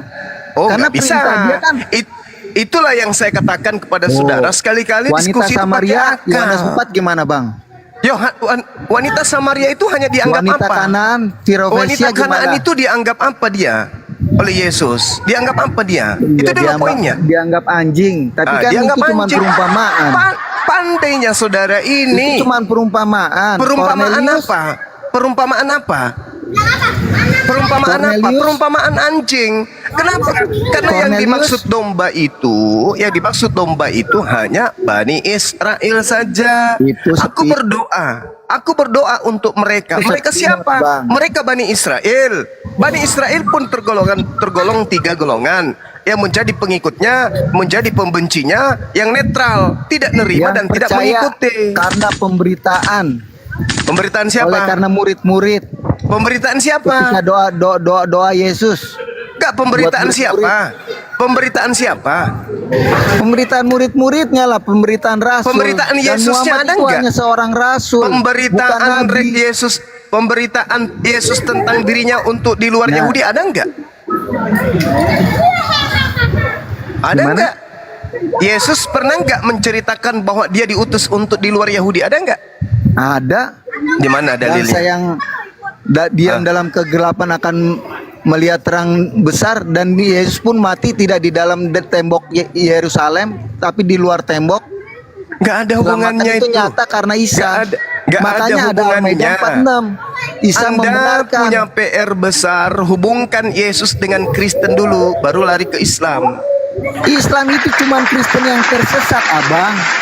Al-An'am 34 hanya sebagian berita para rasul. Mulutmu. Sekarang kau dudukkan Kau baca dulu. Quranmu enggak? Baca Dudukkan pelan-pelan. dulu perkara. Muhammad. Dudukkan dulu perkara Yesus ke Kristen, baru kamu lari ke terjemahan Al-Quran. Jangan kau menganggap yang dimaksud Al-Quran itu Nasrani, yang dimaksud Al-Quran itu ahli Taurat adalah Karisteng.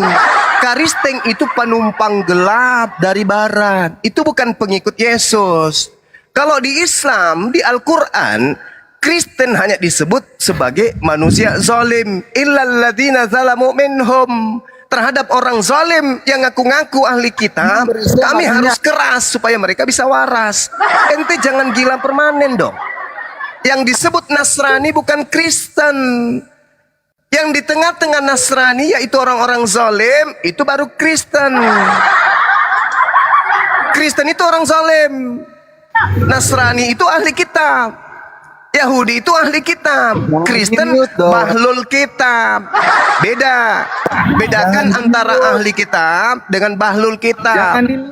Kalau bahlul kitab itu Anda. Kalau ahli kitab itu Yahudi, keturunan Yakub. Ente bukan keturunan Yakub, ente bahlul kitab, itu baru cocok. Jangan Anda menganggap Al-Quran membahas ente. Al-Quran membahas ente ketika membicarakan tentang orang-orang zalim. Buah dari makar yang dibuat oleh ahli Torah melahirkan agama Kristen. Itu Anda harus paham. Ulaika hum syarrul bariyah. Itu baru bercerita tentang Kristen. Innal ladzina kafaru min ahlil kitabi wal musyrikin fi nari jahannam. Itu baru bercerita tentang orang Kristen. Paham ya? Jadi orang-orang zalim yang hidup di antara Yahudi dan Nasara itulah Kristen, orang zalim. Nah, seperti Anda inilah yang tidak menggunakan otak, hanya menggunakan nafsu saja. Saya tanya, mana korelasinya antara Yesus dan Kristen? Apa jawaban Anda? Yohanes 17 nomor 9. Yesus berdoa hanya untuk Bani Israel, itu pun yang percaya dirinya sebagai Mesias untuk Bani Israel. Lah ente siapa?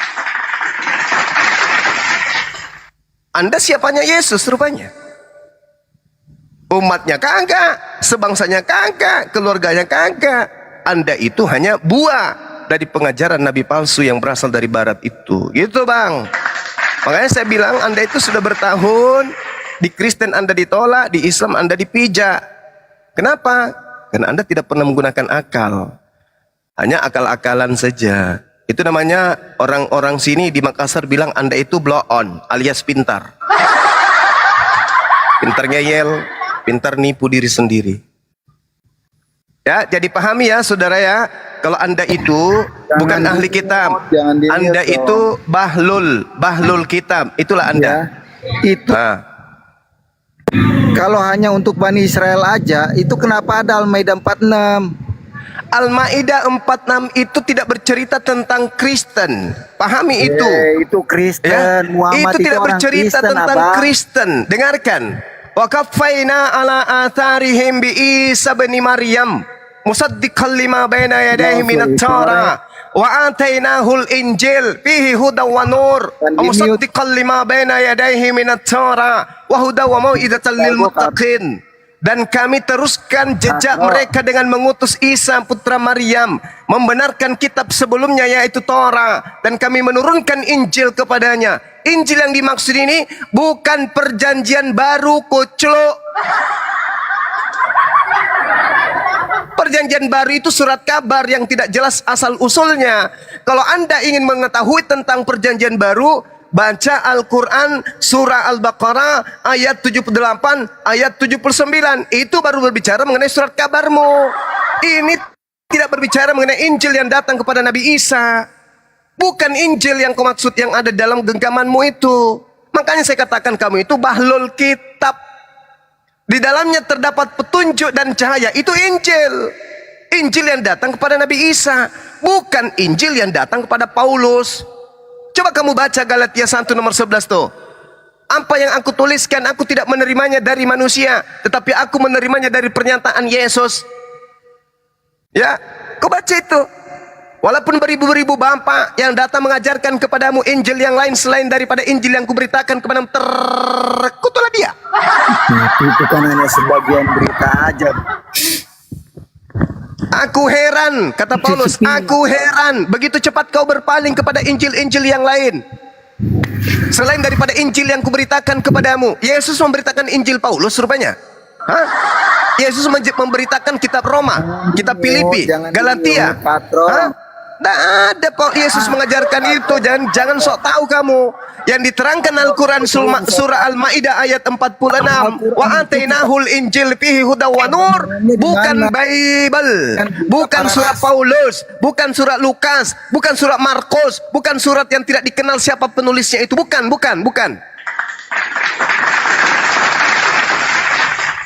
Ini ahli kitab. Ketika diberikan kepada mereka Torah dan Injil, itu kepada ahli kitab.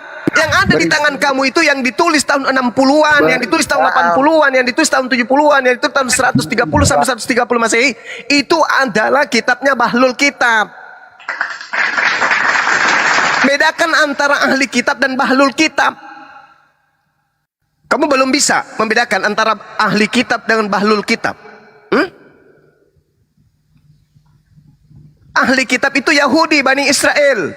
Bahlul kitab itu yang mengambil, merampas ajaran Bani Israel, merangkainya dengan buku-buku yang tak jelas, lalu mereka menganggap itu kitab, masukin terus menjadi Alkitab. Kamu itu bahlul kitab, Bung. Sudah bertahun kau itu, di Kristen kamu ditolak, di sini pun kamu dipijak. Kenapa? Kamu bahlul. Ngemis-ngemis Al-Quran. Al-Ma'idah ayat 46. Hoi, bilang samamu, kalau kamu mau mengambil terjemahan Al-Quran untuk kitabmu, kau ambil di surah Al-Baqarah ayat 78 dan ayat 79. Itu yang diceritakan kitabmu. Paham? Jangan kau ambil yang Injil. Jangan. Karena ada hubungannya Injil dengan Kristen. Itu nggak ada hubungannya. Lalu berdirinya di mana? Apa yang berdiri? Si Uco. Apa? Berdiri apa? Bukan.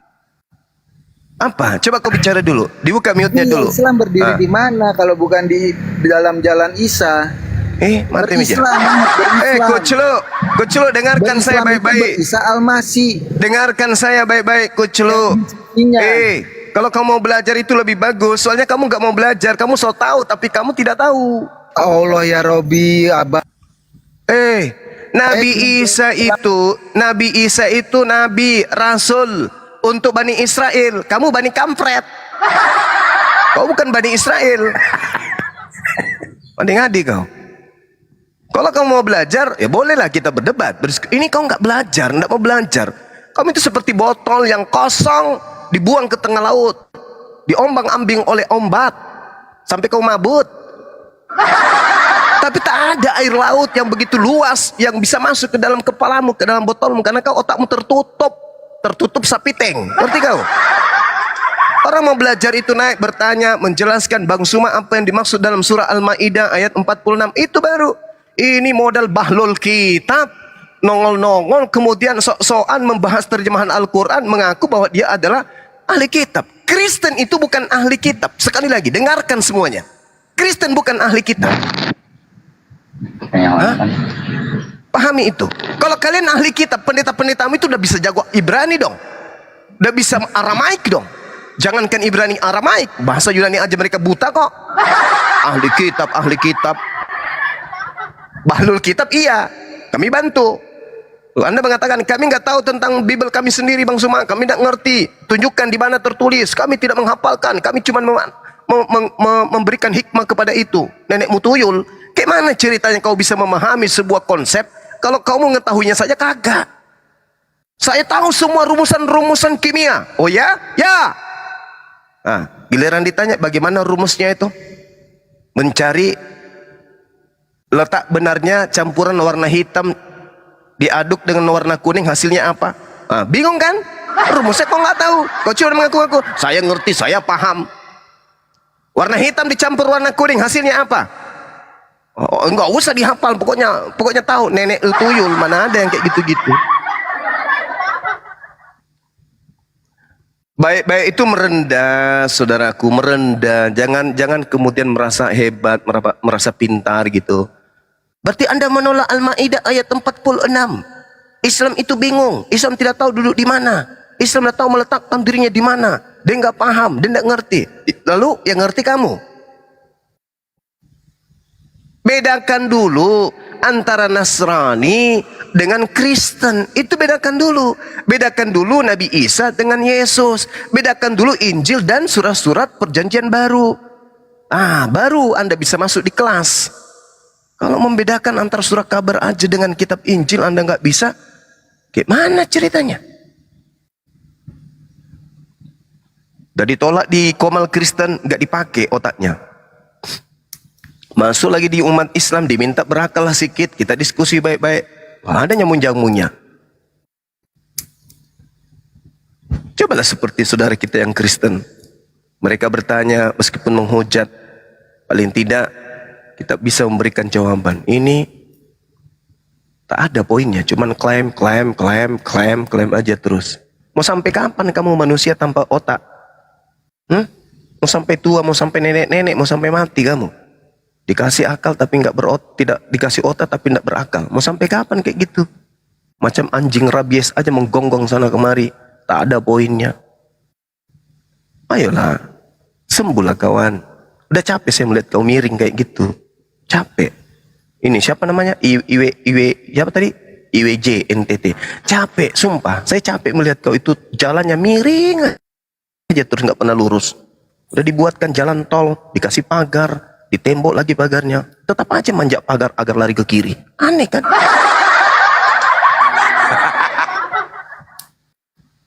Udah ditahan ke kiri bang. Dikasih ini.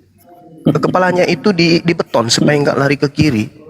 Dimatikan sarap-sarap kaki kiri dan tetap aja miring ke kiri, nggak heran saya. Sukanya ke kiri aja terus. Matanya ke kanan, jalannya ke kiri, kan lucu. Ayolah buka diri belajar. Belajar, kita sama-sama belajar. Bang Zuma, ya paman. Di dalam Al-Quran saya baca terjemahannya kayak gini. Itu gimana menurut Bang Zuma? Korelasinya dengan kitab kami. Nah kita jelasin. Itu baru belajar. Ini tidak. Islam itu agama bingung. Tidak bisa menetapkan di mana dirinya. Padahal Islam tahu Injil itu padanya ada petunjuk dan ada cahaya. Di Injil itu ada cahaya, ada petunjuk. Emang. Bahkan saking adanya petunjuk dan adanya cahaya di Injil itu. Sampai-sampai Bibelmu pun masih ada percikan dari cahaya yang ada dari Injil. Kitab yang dihasilkan dari penyelidikan yang kamu punya itu, yang menyelidiki tentang Injilnya Nabi Isa, dan apa yang menjadi perkara di tengah-tengah Nabi Isa dan kaumnya, itu dituliskan berdasarkan hasil penyelidikan di Bibelmu, dan cahaya itu masih ada di situ. Meskipun itu bukan firman Allah, meskipun itu bukan hikmat yang diajarkan oleh Nabi Isa, tapi paling tidak dari hasil upaya para wartawan menuliskan bahwasanya apa yang dilakoni oleh Nabi yang diutus oleh Allah kepada Bani Israel, kebenarannya masih tersiar sampai di Bibelmu itu. Jangan kau pede-pedean mendudukkan Bibelmu sebagai Injil. Tidak. Yang betul adalah buku yang menceritakan tentang Injilnya Nabi Isa dan Nabi Isa. Itu baru betul. Jangan kau bawa di dalam Al-Quran. Ya, kenapa? Diterangkan ma'atainahul Injil fihi hudaw wa nur. Terus, ya kamu tidak percaya kalau di Taurat dan juga Injil itu ada cahaya yang menjelaskan sebagai petunjuk. Percayalah. Justru kami beriman kepada Nabi Isa karena kami percaya. Ya Bani Israel, inni Rasulullahi ilaikum. Kami percaya itu. Qala inni abdullah. Atani al-kitab wa ja'alani nabiyyan. Kami beriman kepada itu. Fattaqullaha wa ati'un. Kami beriman kepada itu. Seruan kemudian oleh Nabi Isa kepada Bani Israel agar takut kepada Allah saja dan taat kepada Nabi Isa. Kami percaya itu. Nabi Isa kemudian mengajarkan kaumnya ati'ullah wa ati'ur rasul. Ada itu. Ada juga dia mengatakan fattaqullah. Ada yang dikatakan itu. Ada juga dia mengatakan ani abudullah. Ada. Kami percaya itu. Tapi kalau berbicara mengenai Bible, lalu Anda mendudukkan itu adalah Injil, oh, sorry lah, dek nolai kasih.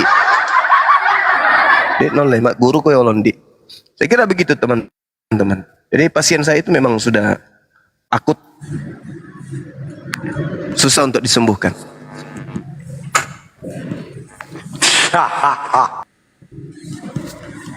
Nah, nanti naik-naik itu, hei Suma, hei Suma. Nanti kalau sudah emosi dibawa, begitu naik di komal, hei Suma. Kayak gitu-gitu. Itu dulu namanya Dewan Wahyu Bang Zuma, dari Zoom dulu. Iya. Iya Bang. Kita doakan aja mudah-mudahan beliau bisa sembuh. Amin. Amin. Baubal, selamat sore. Ban Aan, selamat sore. Selamat sore, assalamualaikum. Maaf, tadi lagi tap-tap kepencet. Siap Bapak. Waalaikumsalam. Waalaikumsalam. Aan, selamat sore.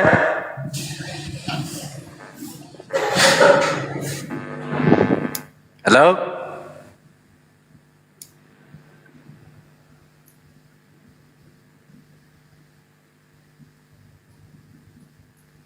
Anen.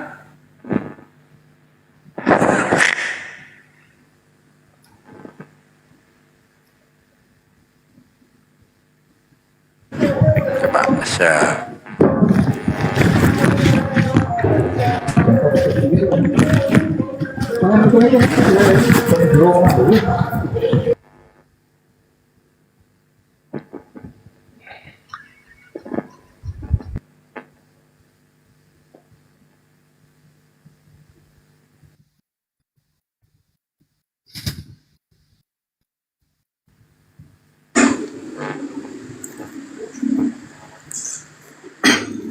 Assalamualaikum. Waalaikumsalam. Terima kasih Yos. Bang Zuma. Assalamualaikum Bang. Waalaikumsalam warahmatullahi wabarakatuh. Bang, sebelum saya mau ngomong lebih lanjut, saya mau tanya dulu Bang. Yang Abang sering diskusikan sama otan-otan, kan Paulus nggak pernah ketemu sama Yesus. Benar ya Bang? Ya. Tapi itu di padang pasir katanya Paulus pernah ketemu sama Yesus. Akunya, siapakah kau Tuhan? Akulah Yesus yang kau aniaya. Nah, kan kontradiksi Bang. Gitu Bang, mohon penjelasannya. Terima kasih. Assalamualaikum warahmatullahi wabarakatuh. Terima kasih Yos. Waalaikumsalam warahmatullahi wabarakatuh. Jadi sebenarnya kontradiksinya itu dari pengakuan Yesusnya. Yesus mengatakan kedatangannya yang kedua itu ditandai dengan cahaya yang bersinar dari timur sampai ke barat. Bahkan di data nomor 28 di Matius 24 itu bintang-bintang akan jatuh, ya. Artinya kedatangan Yesus yang kedua itu disertai dengan adanya tanda-tanda kiamat menurut Matius 24. Nah, sedangkan tanda-tanda orang yang kerasukan setan di dalam Matius 12 nomor 22 itu mengalami kebutaan. Sementara Paulus di padang gurun itu mengalami kebutaan. Jadi kontradiksi dengan pengakuan Yesus bahwasanya dia datang nanti dengan tanda cahaya bersinar dari timur ke barat. Dan juga kontradiksi dengan pengakuan Lukas menurut kesaksian malaikat di dalam Kisah Para Rasul 1 nomor 11 bahwa Yesus datang kedua kalinya lengkap dengan jasadnya. Sementara yang datang kepada Paulus hanya suara saja. Kemudian selaras dengan nubuat Yesus. Jadi tadi kontradiksi, sekarang yang selaras itu nubuatan Yesus malah. Ketika Yesus mengatakan, waspadalah kepada penyesat yang datang kepadamu dengan memakai namaku. Dan berkata, akulah dia. Nah itu betul. Benar sekali.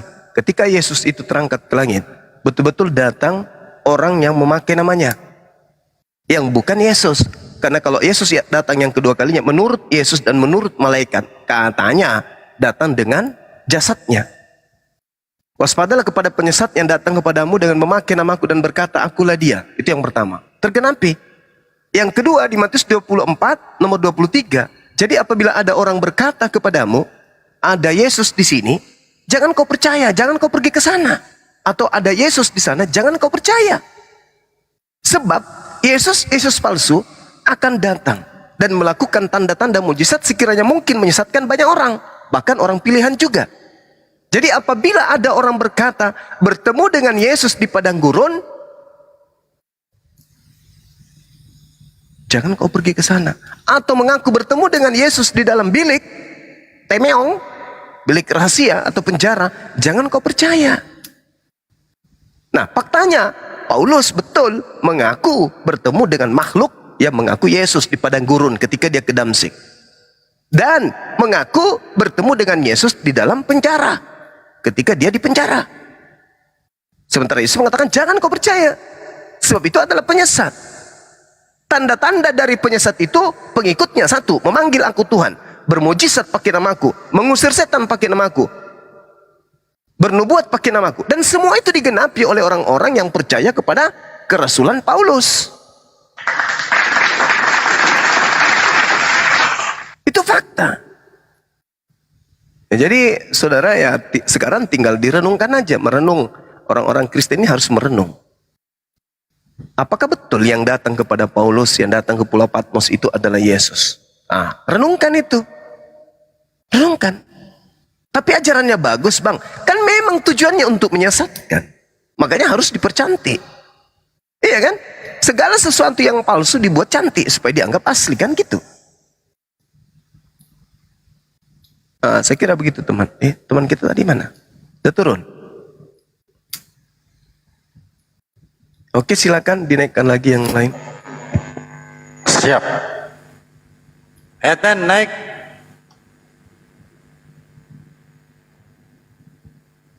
Kerja. Ada berapa kami jambak ini?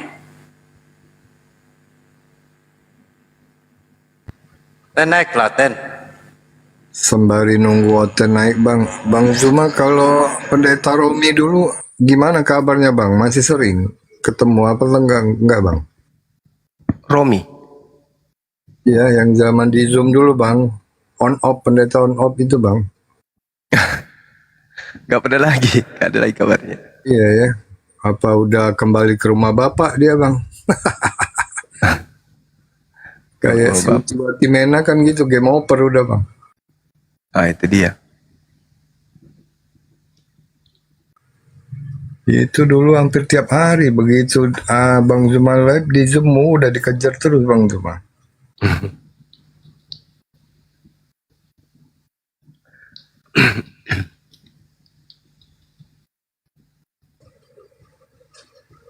Kalau yang punya STT itu udah meninggal juga Bang ya?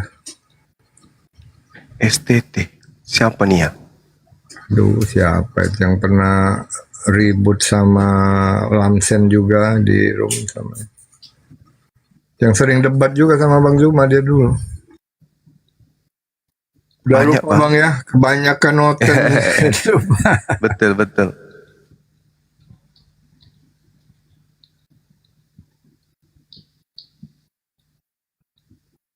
Ini kalau saya masuk di komalnya Bang Dalbu jadi sepi. Padahal setiap harinya komal ini paling rame.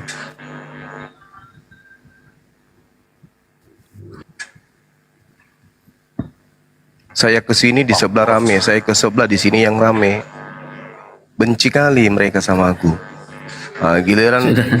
Giliran Bang Suma yang ke komal mereka menggonggong semua di sana. Andai 100 di satu komal itu bisa 100 orang di dalam, 99 menggonggong semuanya. Padahal kan logikanya gitu kan Bang ya. Kalau lah kekristenan itu benar, ini kesempatan mereka menunjukkan diri bisa mencampur Bang Zuma gitu kan. Benar. Ini malah menghindar ya kan? Iya, betul. Adapun yang datang penghujan, kabur, lari. Siapkan waktu, yang lain turun semua, biarkan saya berdua. Hanya itu kan? Kayak gitu-gitu.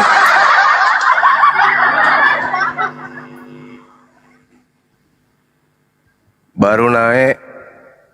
Kenapa kalian takut? Kabur. Habis itu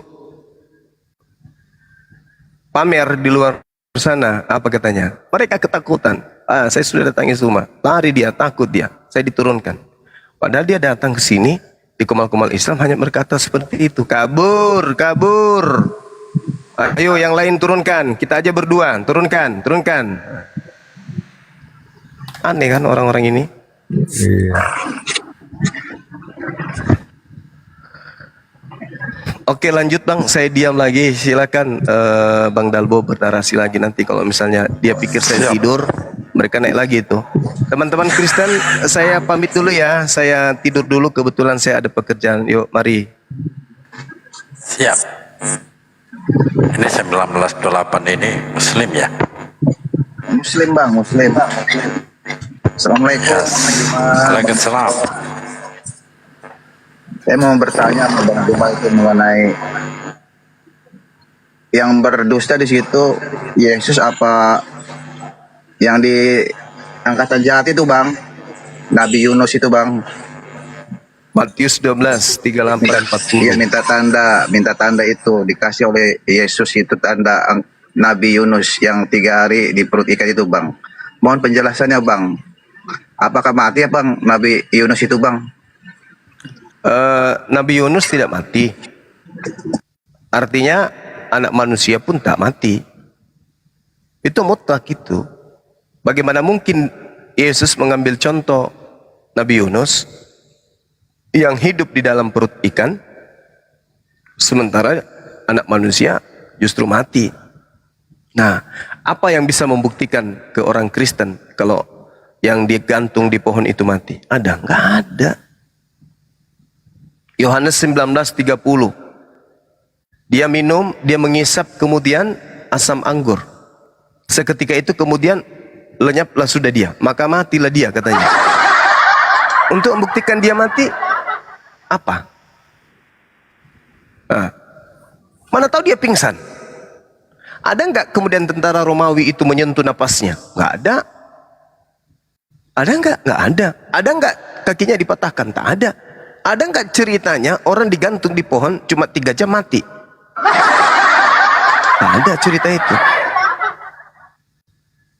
Berarti kalau ini tanda Yunus yang Yesus berikan kemudian sebagai pertanda kepada angkatan jahat, berarti oknum tersebut, anak manusia tersebut betul-betul hidup dalam goa. Kan itu bukan kuburan itu. Dia dimasukkan ke dalam goa milik Yusuf Arimatea. Kenapa tidak pantas disebut kuburan? Ya karena kalau kuburan itu kan digali, dimasukkan ke dalam, ditimbun. Ini tidak. Goa itu bisa sampai 3-4 peti di dalam. Berarti itu goa. Goa tempat penyimpanan orang mati. Beda kuburan. Berarti anak manusia itu tidak dikubur, dia dimasukkan ke dalam goa. Begitu keluar jadi Tuhan. Jadi masalah bohong atau tidak ya wallahu alam, sebagai Islam ya kita hanya mendengarkan dari Al-Quran itu. Al-Quran mengatakan bahwasanya mereka mencampur adukkan.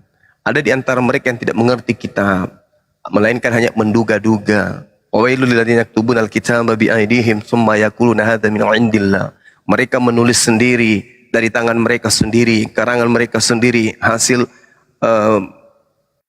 rekayasa mereka sendiri, lalu mengatakan itu dari Allah, hanya untuk mendapatkan kemudian keuntungan. Nah itu. Jadi ya derita mereka, mau dia palsu, mau dia asli, yang jelas sebagai apologet kita menyadarkan mereka ini loh, suplai vitamin ke otak kalian bahwa Yesus mengatakan tanda itu adalah tanda angkatan jahat. Barang siapa yang percaya kepada tanda itu berarti dia adalah bagian dari angkatan jahat. Menurut siapa? Menurut Bible. Matius 23 nomor 36 juga dikatakan seperti itu. Dan dikatakan juga dalam Matius 12 nomor 48, nomor 43 sampai 45. Itu jelas itu. Dalam Matius 12. Jadi kayak mana ceritanya mereka ini? Larinya mau kemana mereka ini? Angkatan jahat terpenuhi. Orang-orang yang tidak lolos dari neraka terpenuhi. Itu dalil mereka yang mengatakan. Bukan kita. Dalilnya. Kalau Al-Quran kan sudah sangat jelas. Al-Quran sudah menghukum mereka dari perkataan mereka aja sudah dihukum oleh Allah. Apalagi perbuatan tindakan mereka. Perkataan mereka saja yang mengatakan Nabi Isa disalib, dibunuh itu sudah dihukum. Apalagi kemudian ketika mereka mengimani itu, mempraktekkan itu. Dan itu bisa kita lihat cerminannya di Matius 23. Nomor 23, nomor 1 sampai nomor 36 bahkan. Yesus mengutuk, Yesus mengumpat orang-orang keturunan daripada penyalib Nabi. Lalu bagaimana mungkin kemudian perbuatan yang dikutuk oleh Yesus sebagai orang yang tidak lolos dari neraka justru dijadikan sebagai jurus maut untuk keselamatan. Coba teman-teman yang muslim baca Matius 23 dari data 1 nomor 36. Endingnya itu di data 30, 32, 1 dan 36. Dan semua ini akan ditanggung oleh angkatan ini. Itu kata Yesus. Kata Yesus. Kalau di Al-Quran jangan dibilang innal ladzina kafaru min ahlil kitabi wal musyrikina fi nari jahannam khalidina fiha. Jangan dibilang. Kalau di Bible Matius 7 nomor 22 23. Di mana lagi? Matius 23 nomor 15. Di mana lagi? Matius 23 nomor 35. Sorry, 34. Jelas itu. Kau bilang saya congor, naik ke sini. Mari kita uji, Bung. Kita saudara, setanah dan setanah air. Naiklah ke sini, kita berdiskusi. Nah, katanya bahas Alkitab. Saya nggak bahas Alkitab, saya bahas Bible. Nah, inilah saya katakan kalian itu bahlul kitab. Membedakan antara Alkitab dan juga Bible Anda susah. Alkitab itu firman Allah. Anda percaya Allah. Anda sudah menyembah kepada Allah. Kalau Anda tidak menyembah Allah, kenapa Anda mengatakan kitab Anda adalah Alkitab? Kan lucu. Lucu kan? Tidak menyembah Allah, tapi menyebut kitab kalian dengan sebutan Alkitab. Parah kalian itu. Memalukan. Alkitab itu sumbernya cuma satu, yaitu Allah. Itu Alkitab. Anda menolak Allah, tapi Anda menamai surat kabar dari barat itu dan sebutan Alkitab, kan lucu. Ketika Anda mengatakan kitab Anda sendiri yang Anda bahas, justru saya membahas kitab saya. Failul lilladzina yaktubuna alkitaba bi aydihim tsumma yakuna hadza min indillah. Itu sedang membahas surat kabar dari barat. Al-Quran, ketika saya membahas tentang agama Anda, tentang Tuhan Anda, ketika membahas tentang agama Anda, itu saya sedang membahas Al-Quran. Karena cakupan Al-Quran adalah termasuk ajaran-ajaran terdahulu.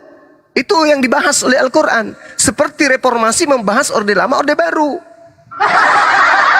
Jangan panik. Makanya kalau bisa buat lagi sekte baru. Siang malam. Bikin lagi agama baru kalian. Nah, baru bisa dikatakan. Lagi. Udah Baru bisa jangan lagi. melulu lo Juma. Sembayang ke lu.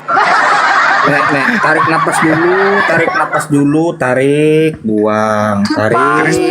Kristen Indonesia panik kan? Sholat 5 waktu lah. Tarik, Baru pelan-pelan, kau Bu sholat. supir, tarik, buang, Terus. tarik, buang. Masuk ke Alkitab. Tenang, orang tenang. lagi. Alkitab lagi dibilangnya. Lo Alkitab lagi nih. 5 waktu lo mah. Bu, naik-naik, jangan kejang-kejang ya. Sabar, Bu, sabar. Lo ribut di TikTok. Alkitab lagi dibilangnya. Mulutnya diselaraskan dulu sama akal kalau naik ya, Bu ya. Guru teroris ini, grup teroris pembenci penabur kebencian. Kau itu teroris, kau ISIS. sabar. ISIS Tarik itu. napas, Ini pelan-pelan. kenapa ini anak-anak Paulus begini semua ya? Diskusi Ibu sudah aja, main teror, diskusi aja, diskusi aja. Kan agama diskusi diskusi aja, Bu. bukan. Diskusi. Aku Diskusi. buka kitabku, kau buka Quranmu. Jangan Oke. jadi kitabku kau bahas-bahas. Oke, ayo. Ayo. Kamu buka Bible, saya Bagaimana buka. tentang poligami? Itu dulu terangkan biar pintar orang ini poligami. Oke, oke. Yo. Di dalam kitabmu diceritakan Yesus mengajarkan poligami. Gimana dong? Jadi itu mana ada ajaran begitu? Lu. Yesus Kau pernah mengajarkan nggak poligami. kau, Gimana tuh? pesantren Yesusnya Jangan yang pesantren mengajarkan kau. poligami. Mbak memerkosa Ruth. anak-anak pesantren? Gimana ceritanya Ya nih? kan? Yesusnya mengajarkan poligami. Gimana dong? Nggak ada itu, nggak ada diajarkan itu. Kalau Anda Bahkan gimana? diajarkan Di mana ajaran larangan poligami di kitabmu itu mana? Justru Yesus mengajarkan untuk berpoligami. berjemaah yang sudah dibersatukan Tuhan tidak boleh dipisahkan manusia. Justru Loh. kamu yang melanggar-langgar. Loh, Jadi dipersatukan kau Tuhan tidak tidak bisa dipisahkan manusia katanya. Sebelum mau memisahkan. Jadi yang Anda anggap Tuhan itu Kalau pendeta. kau lihat yang cantik-cantik kayak gini, lihat dulu. Yesus mengajarkan poligami dalam Lukas 18 nomor 28, 29, 30. Ajaran poligami tuh dari Yesus. Jangan pergi dulu. Tapi Yesus mengajarkan poligami kepada kaumnya, umatnya, bukan kepada Kristen. Kristen ini kan bukan kaumnya Yesus. Kristen itu umatnya Paulus, gitu. Di dalam Lukas 18, Petrus berkata, "Kami ini telah meninggalkan segala kepunyaan kami dan mengikuti Engkau." Kata Yesus kepada mereka, Iya dia banyak. "Aku berkata kepadamu, sesungguhnya setiap orang yang meninggalkan istrinya akan menerima kembali lipat ganda pada masa ini juga. dan pada zaman yang akan datang ia menerima hidup yang kekal. Barang siapa yang meninggalkan istrinya akan mendapatkan lipat kali ganda. Berarti poligami. Yesus mengajarkan poligami. Dan memang betul Yesus itu juga berasal dari hasil keturunan poligami. Daud ya memiliki 4 istri. Yakub memiliki 4 istri. Dari keempat istri Yakub melahirkan 12 suku Bani Israel. Jadi 12 suku Bani Israel itu berasal dari hasil poligami. Yesus berasal dari istri ketiga. Jadi kalau Yakub tidak poligami, mati dia. Dan semua penulis Bible,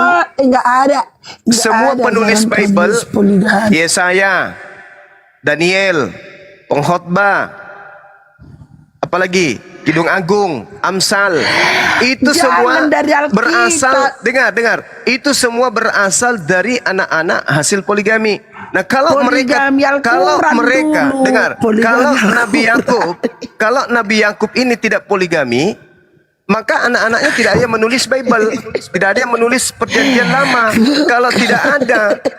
Kalau Yakub tidak poligami, Kristen tidak punya kitab Perjanjian Lama. Gitu. Kasihan kan? Bahkan kalau tidak ada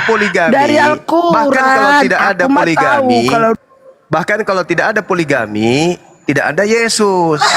Kalau tidak ada Yesus, tidak ada Tuhanmu, tidak ada dewamu. Gurunda. Iya.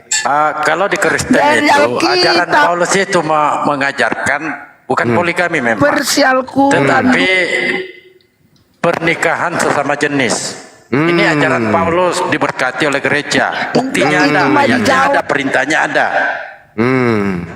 Jadi Anda menolak poligami, tetapi pernikahan sesama jenis Anda terima. Otak mana otaknya?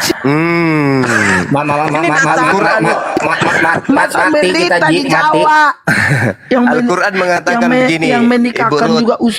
Ibu Ruth begini di Al-Quran. A'udzubillahi minasyaitonirrajim. Fa in hibtum allan ta'dilu fawahida. Hanya di Islam yang diperintahkan cukup 1 istri. Maka apa kata Al-Quran? Maka nikahilah cukup 1 orang saja. Ini fawahida. Fa in hibtum allan ta'dilu fawahida. Nah, itu di Al-Quran surah An-Nisa ayat 3. Sekarang tolong tunjukkan di kitabmu cukup 1 istri, ada nggak dalilnya? Baca Joshua itu ada apa yang dibersatukan Tuhan. Ada nggak dalilnya cukup 1 istri di Bible? Tunjukkan. Iyalah. Nah, kita tunggu ya teman-teman. Kita kasih Ibu Ruth waktu 3 hari untuk menunjukkan 1 dalil di dalam Bible perintah untuk menikah cukup 1 istri. 1, 2, 3. Yang lain diam. Anakku begini Juma, kita kan diskusi. Terangkan dulu poligami kok jadi dari Alkitab. Kamu jangan dari Al-Quran. Biar belajar orang poligami. Ayat-ayatnya poligami itu ayat berapa? Cuma ada ponakanku mau poligami. Coba mana ayatnya? Di Tosmol nggak mau. Iya. Apa Tospol? Kalau di Tosmol nggak mau dia. Nggak ada kan? Nggak ada dalilnya. Disuntik kebiri dia. Ya. Nggak ada dalilnya. Suntik kebiri aja dia. Di Al-Quran mengatakan cukup 1 istri. Di Bible ada nggak? Nggak ada. Mana? Tunjukkan di dalam kitabmu cukup 1 istri, mana dalilnya?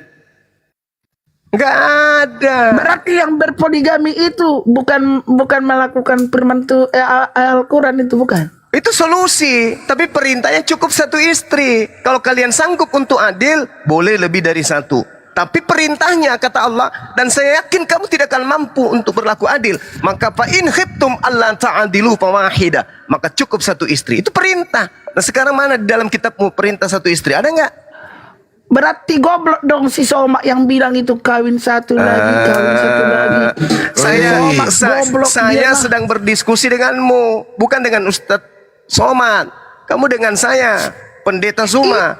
Tolong tunjukkan kepada saya kemudian dalil dalam Bible Cukup satu istri, mana dalilnya? Ada di situ, baca-baca aja semua. Ada di rutin kau situ. baca Alkitab. Ada di situ. Ada di situ. Giliran kita bahas Bible, teriak dia, ngapain kau bahas-bahas Bible terus? Padahal kita lagi bahas Bible itu karena kita cari ayatnya, dalihnya cukup satu istri. Dan kita belum temukan. Udah dibalik sana, balik sini, dicari dari belakang, dari depan, dari atas. Enggak ada dalilnya. Kenapa kalau Mana dalilnya cukup satu istri? Dalam kitab mana? berarti yang poligami itu ucing goblok dia ya kalau nggak ada dia disuruh dia tuh. Berarti kakeknya Yesus goblok dong ya? Karena kakeknya Yesus poligami. Kena kan? Ayo, gimana dong? Ayo. Berarti Yesus berasal dari hasil poligami. Berarti Yesus itu berasal dari goblok, orang goblok. Lucu orang ini. Yesus itu berasal dari hasil poligami. Berarti Yesus berasal dari keturunan orang goblok. Bahaya loh itu. Dan Nggak boleh tuannya lo ngomong kayak gitu. dan tuannya bisa-bisa jadi goblok. Nah, nggak boleh lo kayak gitu. Ibu Ruth, Ruth. Nggak boleh kayak begitu, Bu Ruth. Jangan menghina Yesus, nggak bagus. Yesus tanpa poligami nggak ada. Oke? Akibat daripada poligami ada kitab Tanak, ada kitab Perjanjian Lama. Kalau tidak ada poligami, siapa yang mau menulis Perjanjian Lama? Siapa? Nggak ada. Yakub punya istri 4 hasil poligami. Dari anak-anaknya hasil poligami inilah yang menulis kitab. Berarti ustaz goblok yang poligami goblok itu. Berarti Yesusmu itu keturunan orang goblok. Nggak boleh kau menghina kayak gitu. Nggak boleh. Nggak boleh. Itu ustaz poligami. Artinya nggak boleh. Nggak boleh. Kenapa? Udah diturunin aja ini orang penghujat. Nggak punya otak memang ini perempuan ini. Kayak gitu diskusi. Suaminya keluar rumah, ya kan? Dilarang nikah. Ya dihantam kambing di luar. Belum cuci, senjata masuk. Hantam dia, makanya dia rasa-rasa kambing otaknya.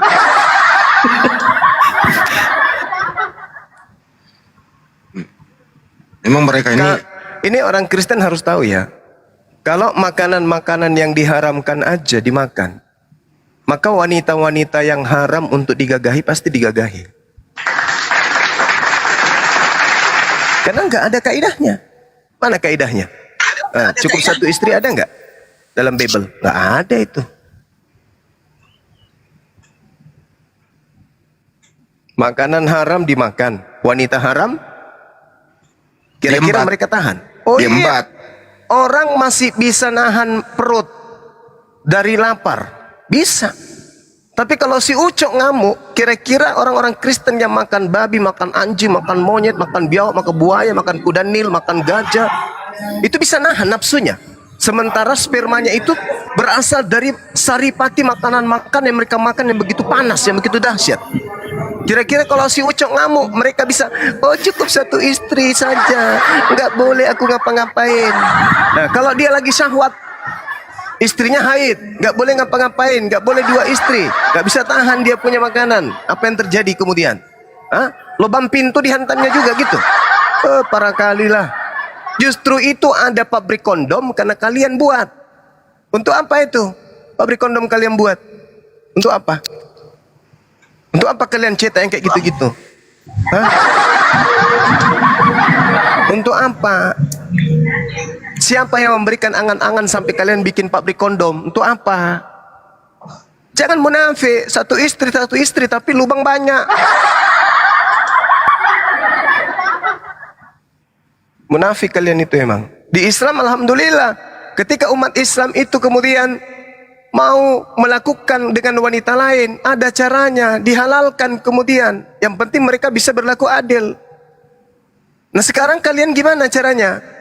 Kalian pingin kali, tapi bukan istri kalian. Solusinya apa? Solusinya ngapain kalian? Apa lu pikir syahwat umat Islam itu lebih tinggi dari kalian? Oh enggak lah. Umat Islam makannya ikan, umat Islam makannya makanan-makanan yang ya memang sifatnya kodrati untuk manusia. Yang kalian makan babi, anjing, ular, biawak, kodok, kuda nil, apalagi jerapah, apalagi dinosaurus, buaya, kura-kura, apalagi padale, apa ada lagi?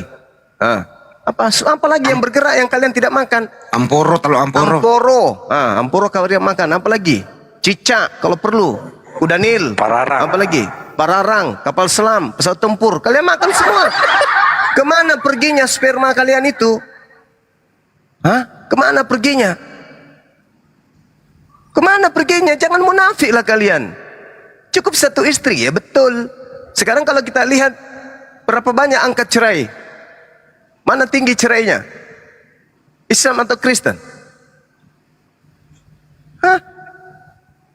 Yang sesuci kalian satu istri. Parah kali lah. Sedangkan di Kristen itu boleh cerai asalkan salah satunya berzina atau dua-duanya. Nah kita lihat ternyata banyak yang bercerai. Berarti mereka bercerai karena apa? Nah. Karena zina. Bersina. Berarti kitabmu tidak sesuai dengan, tidak selaras dengan kemanusiaanmu. Oke? Boleh kitabmu kau mengatakan bahwasanya kitabku melarang dua istri. Tetapi faktanya kau jadi binatang kan? Kalau di Islam boleh dua istri, boleh tiga istri. Mereka menikah, mereka enggak jadi binatang. Jadi binatang itu yang menggagahi lawan jenisnya tanpa halal. Berarti zina. Kalau di Islam kagak. Macam Bang Suma nih, ya, mau menikah lagi, diizinkan oleh istri dan mampu kemudian untuk adil, nikah halal. Nah sekarang kalian tidak diizinkan istri, tidak diizinkan oleh agama kalian. Lalu ketika kalian mau bersama dengan perempuan lain selain dari istrimu, apa yang kamu lakukan? Puasa Bang Suma. Pingin kali ku tampar muka kau pakai sendal. Macam ku tidak tahu aja kelakuan kalian. Kami kalau melihat wanita Bang Suma, kami tundukkan pandangan kami Bang Suma. Kami berzikir. Kami istighfar Bang Suma. Tuyul manusia tumpul otak. Macam nak ku tahu aja kelakuan kalian. Saya ini juga orang kantoran, saya orang dinas, saya paham. Staf saya juga, karyawan saya juga banyak oten. Begitu ada dinas luar negeri, luar daerah, wah, woi merdeka! Kenapa rupanya kau senang kali? Gak batal kau pergi? Janganlah Pak, saya lah yang berangkat ke sana. Kenapa rupanya? Suntuk kali aku tinggal di kota ini. Mamanya anak-anak itu aja terus di WA. Maksud lu apa? Ya biasalah Bang, kita masih muda. Oh gitu. Tau-taunya sampai di sana betul. Pulang-pulang di belakang kuping, bahkan di gusinya pun ada bekas cupang. Di pelupuk mata, ketika dia terbuka matanya gini, enggak kelihatan cupangnya. Begitu dia tutup mata, cupang di pelupuk kelihatan. Tuyul, kampret, munafik. Satu istri, tapi botolmu itu dinikmati semua orang. Tuyul. Datang istrimu, datang kemudian istrimu, aku tuh dalam rumah tanggaku tuh setia, kami tak boleh gini. Tapi setiap ada pertengkaran, kau dari mana? Ini parfumnya siapa? Ini bekas rambutnya siapa? Ini siapa? Kau transfer kemana? Ini kenapa namanya nama perempuan? Ini begini. Harusnya sudah tak ada yang kayak gitu-gitu dalam agamamu. Harusnya. Kalau itu berasal dari Tuhan, harusnya. Tapi apa faktanya? Tetanggaku ribut. Wallahi, tetanggaku ribut. Suaminya nikah lagi. Anaknya nikah juga. Anaknya nikah lagi. Anak sampai, aduh ma'alamak. Heran aku lihat kalian. Inilah yang disuarakan. Aisyah poligami. Demi Allah, lillahi ta'ala. Ini tetanggaku Islam mayoritas. Tak ada yang poligami. Justru yang poligami itu yang membenci poligami. Itulah artinya agamamu itu tidak masuk akal, tidak rasional. Kalau di Islam mampu silakan, yang penting istrinya ridho. Kalau tidak ridho, kamu menikah berarti tidak bisa adil. Gak bisa adil. Tapi daripada kamu berzina, mending kemudian kamu nikah. Daripada kamu berzina, gitu, tanggung dosanya sendiri. Tapi dosa zina minimal kamu sudah tidak lakukan. Tapi melahirkan dosa lain, apa itu? Nyakitin istri pertama. Mau? Mau? Enggak Bang Suma. Ya sudah, didik istrimu menjadi wanita soleha, supaya dia ikhlas mencintai Allah jauh lebih daripada mencintai dirimu. Itu baru betul. Ini enggak. Oh, di Islam poligami bisa. Hambat sana, hambat sini, anak terlantar. Bukan kayak begitu. Emang Rasulullah kayak gitu? Enggak. Rasulullah enggak kayak gitu. Tidak boleh. Kemudian Anda melakukan sesuatu hal yang tidak dicontohkan.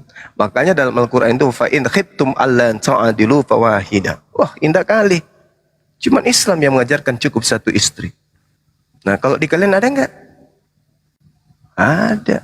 Enggak ada. Bahkan di Bible Perjanjian Lama milik kalian itu ya jelas sekali.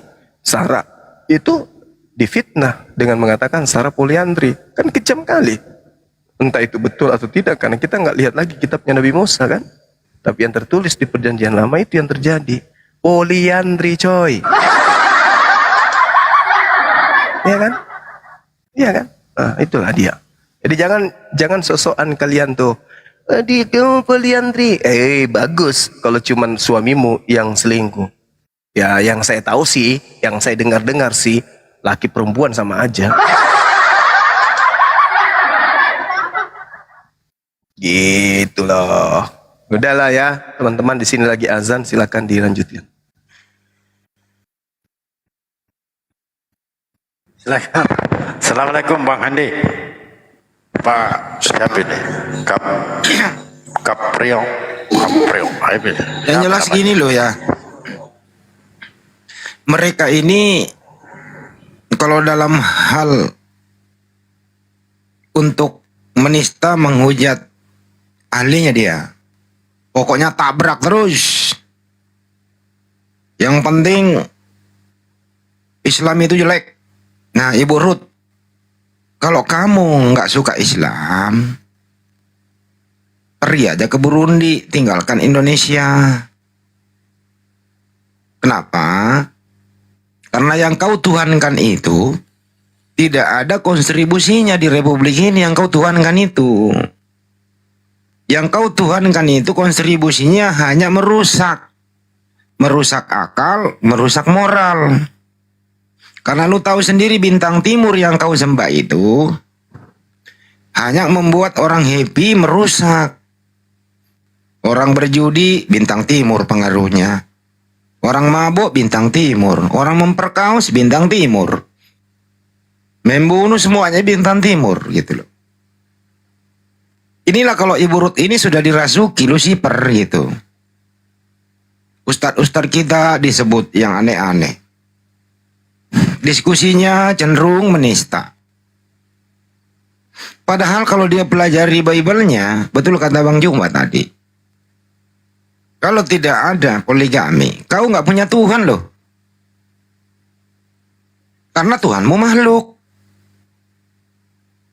Cek coba, ada nggak di Bible-mu itu sampai ke Bunda Maria itu keturunannya nggak poligami, poligami gitu. Jadi orang-orang kayak gini cukup satu istri juga disuruh cari ke Banyuma nggak dapat. Bercerai juga nggak boleh kecuali Sinda. Lihat statistik perceraian, ada nggak Kristen? Banyak. Ya kalau Ibu Ruth, teman-teman Kristen tidak suka poligami ya oke, nggak apa-apa gitu loh. Cukup satu istri, simpanan di mana-mana kan gitu. Lihat aja pelaku-pelaku pembuat film-film kayak gitu. Rata-rata bersalib toh. Yang kayak gitu maksudnya. Jadi kalau diskusi itu lebih baik bertanya, mendengarkan, bijak gitu loh. Begitu juga sebaliknya, Anda jujur, ya kami juga bijak memaklumi karena memang agama Anda itu sangat berbeda dengan keyakinan kami. Ya cukup saling mengerti satu sama lain, itu toleran namanya. Tapi kalau ada embek begini, ya anak domba, ya kenapa embek diberi gelar kepada Tuhanmu? Kan aneh juga kalau binatang diberi gelar kepada Tuhan. Tuhan diberi gelar anak domba. Anak domba itu 7 lagi. Hah? Jadi aneh-aneh aja gitu loh. Gelar Tuhannya diomongin terus. Gelar Tuhannya dimakan tiap hari. Jangan-jangan kalau dia makan domba, dia makan Tuhannya gitu loh. Inilah resikonya. Setiap kau mengeluarkan kata-kata kotor, apapun itu ocehanmu, ledekanmu itu, semua tersandarkan yang ada di Bible-mu. Kagak ada itu kata-kata kotor, pasti ada di Bible-mu. Coba aja coba berkata-kata kotor. Kata guguk, ada. Tuhanmu itu mengucapkan itu. Kata bodoh, ada. Sundel, ada. Birahi, ada. Tokai, ada. Minum kencing sendiri, ada. Semua yang jelek-jelek itu di Bible ada. Onan, onani, ada. Apa lagi? Yang kotor. Birahi, Biji, ada. Biji. Semua ada gitu loh. Buah sakar, sakar kuda, ada. Sundel, ada. Semua ada gitu loh. Jadi ini Bang Andi, ya, silakan. Mereka Ini itu siapa lagi yang alergi ya dengan poligami. Seakan-akan memusuhi poligami, tetapi tidak Herman mereka ketika melihat Wowo dengan Wowo kawin. Di mana itu Bang Andi? Wowo dengan Wowo kawin, mereka tidak Herman. Padahal yang memberkati semua itu adalah pendeta. Lalu diperintahkan di dalam isi Bible mereka. Kenapa mereka tidak protes itu? Gak boleh lah. Masa dengan Wowo, Wowo dengan Wowo, Wewe dengan Wewe. Mestinya mereka ini kalau masih punya kepala, masih punya hati nurani, ngamuklah, koreksi intern. Kenapa kalian itu berebut? Kenapa kalian pecah? Itu dulu. Hanya ada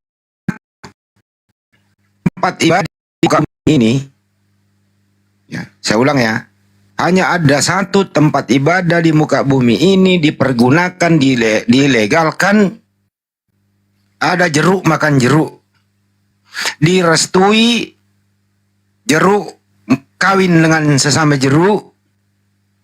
Yaitu rumah ibadahnya Ibu Ruth, yaitu gereja. Cuman gereja doang yang dipakai jeruk makan jeruk. Ulangin dulu lah. Diulang ya. Iya diulang jeruk. Hanya ada satu rumah ibadah di dunia ini dipakai melegalkan ya jeruk makan jeruk. Dilegalkan, yaitu rumah ibadahnya si Ruth, yaitu gereja.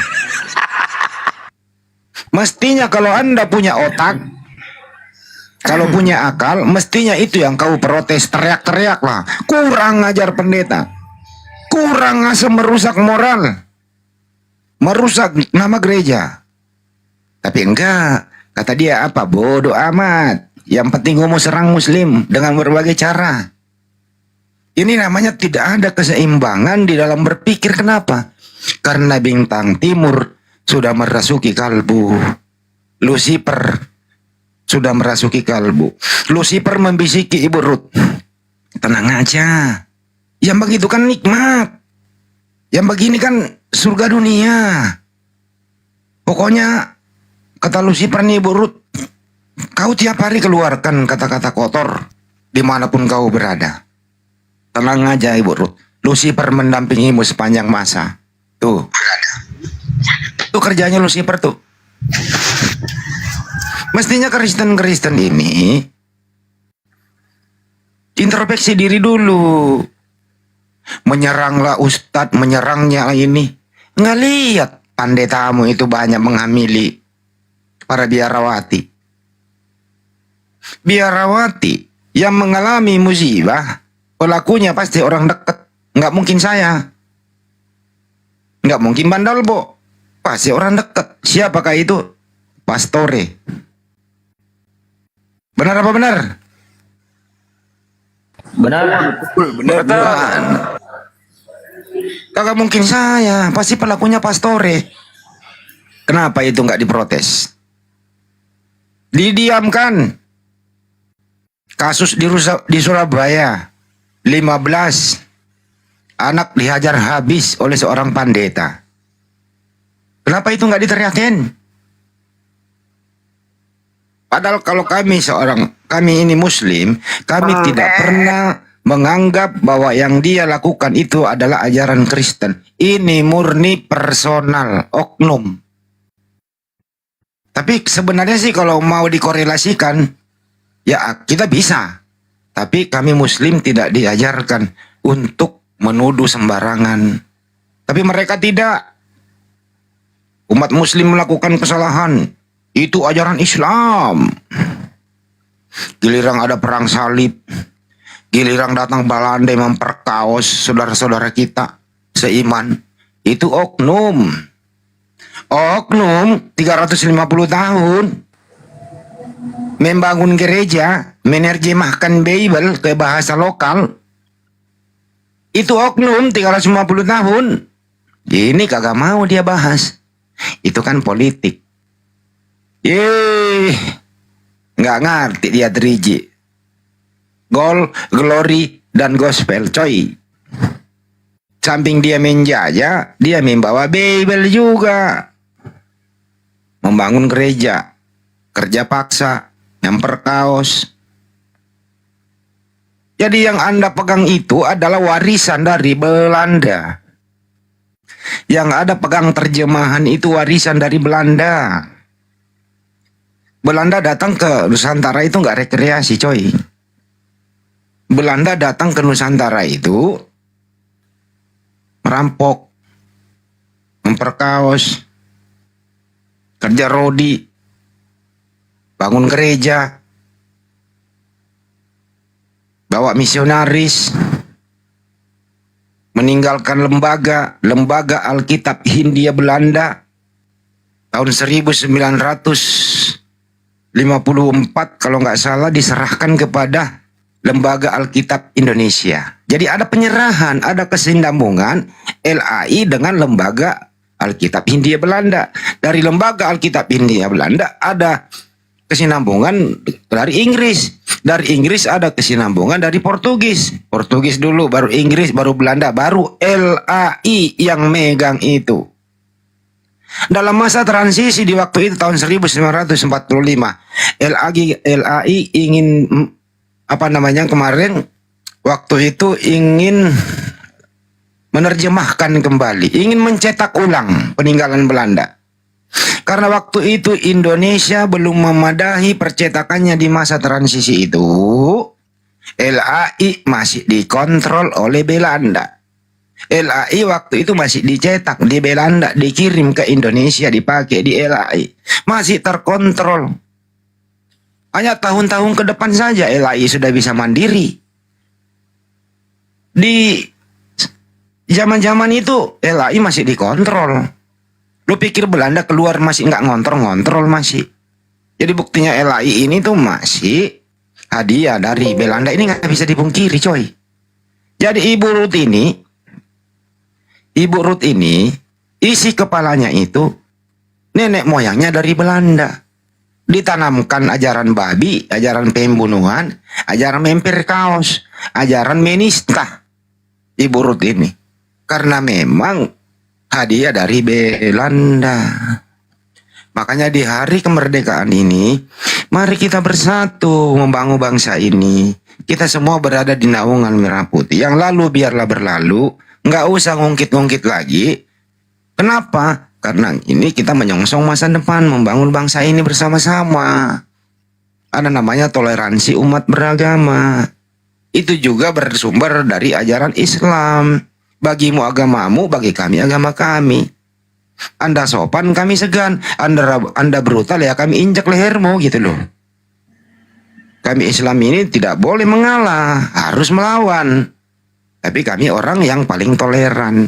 Anda baik, kita bersahabat. Anda brutal, kami SP1, SP2, SP3. Anda masih berbuat demikian, ya kami hajar. Ya, Andi.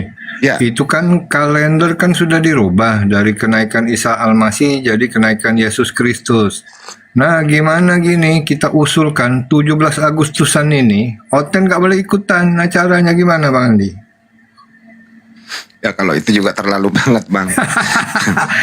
Kan warisan penjajah. Penjajah mana ada boleh ikut 17 Agustusan. Paling jadi penonton gitu. Mereka ini bang, dalam hal ini dia itu di mana-mana nikmat dia ada di situ. Tapi di mana-mana susah berjuang, ya dia minggir. Dia selalu mencari yang enak. Belanda datang, kakek neneknya satu gereja dengan penjajah di hari Minggu. Iya bang, lihat aja dari Pancasila tuh kan bang. Pancasila satu, ketuhanan yang Maha Esa. Yang Tuhannya 3 pergi aja gitu kan mestinya. Terus yang apa tadi ya tuh mengenai apa tadi yang kedua itu, yang pertama tadi apa yang kedua yang Cilukba tadi ngomong masalah itu kenaikan Yesus Kristus. Ini Kan sebenarnya kenaikan kalender kan udah dirubah tuh jadi kenaikan Yesus Kristus. Dulunya kan kenaikan Isa Al-Masih boleh kan dirubah regulasi pemerintah. Nah ini 17 Agustusan ini mesti ditinjau kembali nih. Kristen nggak boleh ikutan 17 Agustusan, gimana nih? Boleh bang, tapi jadi tiang pinang gitu buat dipanjat. enggak juga, jangan. Kalau dalam hal ini kebangsaan, kita sedikit demi sedikit menjelarkan mereka. Hanya oknum-oknum kok yang seperti ini. Masih banyak orang-orang mengerti sejarah, makanya silent tidak menyerang. Ini hanya kita edukasi kepada orang-orang yang menyerang. Tidak mengerti perjuangan kemerdekaan. Hanya isi kepalanya Lucifer ingin membenci kebencian sampai dia di liang kubur masih kebencian terus. Kalau untuk mengenai kenaikan Isa Al-Masih dirubah menjadi kenaikan Yesus Kristus, itu sejarahnya itu disponsori oleh Katolik, kemudian direstui oleh pemerintah. Jadi digantilah nomenklatur itu di kalender. Tapi mereka banyak yang protes bang sesudah itu. Kemungkinan nanti akan kembali lagi. Jadi Katolik yang mengusulkan ini diprotes, banyak yang protes gitu. Jadi mereka juga tidak satu padu kok. Untuk dalam nomenklatur. Lihat aja sekarang tanggalan-tanggalan kalender yang Anda punya. Kan masih bervariasi. Saya belum nemu juga tuh di situ kenaikan Yesus Kristus. Kita lihat nanti di bulan Desember ini ya, kalender baru gitu ya, tuh nasional. Apa udah berubah apa enggak? Jadi sebelum saya tutup, ya itu teman-teman semua ya, mari kita membangun bangsa ini dengan baik. Mari kita diskusi dengan baik. Nggak usah ada faktor kebencian. Nggak usah merasa tersakiti. Kalau kita diskusi pakai Bible, tidak ditambah, tidak dikurangi. Nah, ini memang menyakitkan sih, karena selama ini kayak ibu-ibu Ruth ini jarang membaca Bible. Giliran diberikan datanya, dikira menghujat. Padahal datanya ada. Untuk itu bijaklah, diskusi baik-baik saja. Jangan kayak Ibu Ruth. Ibu Ruth ini memang sudah terlanjur korban, mungkin diperkaus sekali keluarganya dulu oleh Belanda. Karena keluarganya diperkaus oleh Belanda, Ibu Ruth ini mungkin keturunannya lahirlah dari maninya Belanda. Sampai ke Ibu Ruth. Jadi Ibu Ruth ini ada keturunan maninya Belanda penjajah. Kira-kira begitu. Ya, saya sarankan Ibu Ruth lebih baik pulang aja ke Belanda, buka rumah bordir di sana. Kau pasti laku di sana, Ibu Ruth. Silakan. Masih mau kau datang besok, Bu Ruth?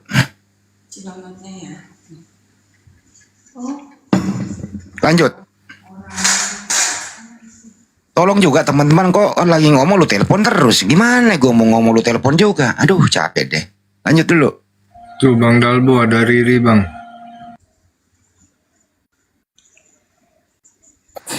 Iya ya. Selamat sore Kak Riri. Abang awo apa awe nih?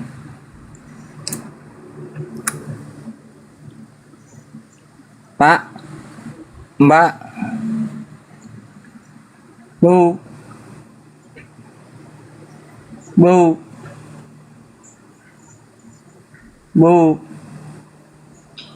Ya tapi kembali ke tanggal yang tadi dirubah ya. Kalau punya aku Bang Ben ku coret. Jadi nggak ku tulis tulisan kenaikan Isa Al-Masih, ku ganti judulnya. Nggak ada yang mati gitu tanggal merah itu. Buat begitu Bang. Nggak ada yang naik. Iya. Tapi itu tadi itu yang menarik yang kata Bang Andi, mereka aja sendiri masih kontradiksi itu apa, masih belum sepakat ya, mau dikembalikan lagi. Apa alasannya mereka itu menolak itu, Bang Andi? Yang menolak ini apa alasannya sih? Jangan-jangan pada mau mualaf nih bang. Kan ada yang sebagian terima tuh, ada yang menolak. Alasannya apa ya kira-kira?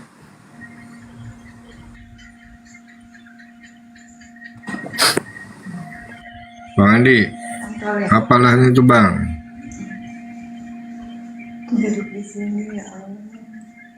Yang jelas malu lah Bang Benny. Kok bisa berubah-ubah gitu? Assalamualaikum.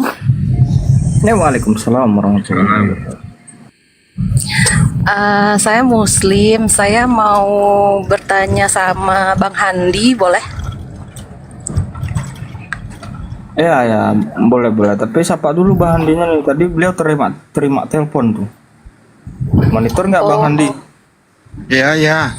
Nah, Cuman ini lagi sibuk banget nih baca atur WA segala macam nih. Banyak sekali yang masuk, belum direspon. Iya, maaf Bang Handi, ganggu sebentar. Aku mau nanya buat nambah ilmu aja. Aku mau nanya ini yang pada saat Yesus itu diturunkan atau kita Isa kan gitu kan, pada saat itu agama yang ada pada orang Israel pada itu apakah agama Yahudi itu gitu?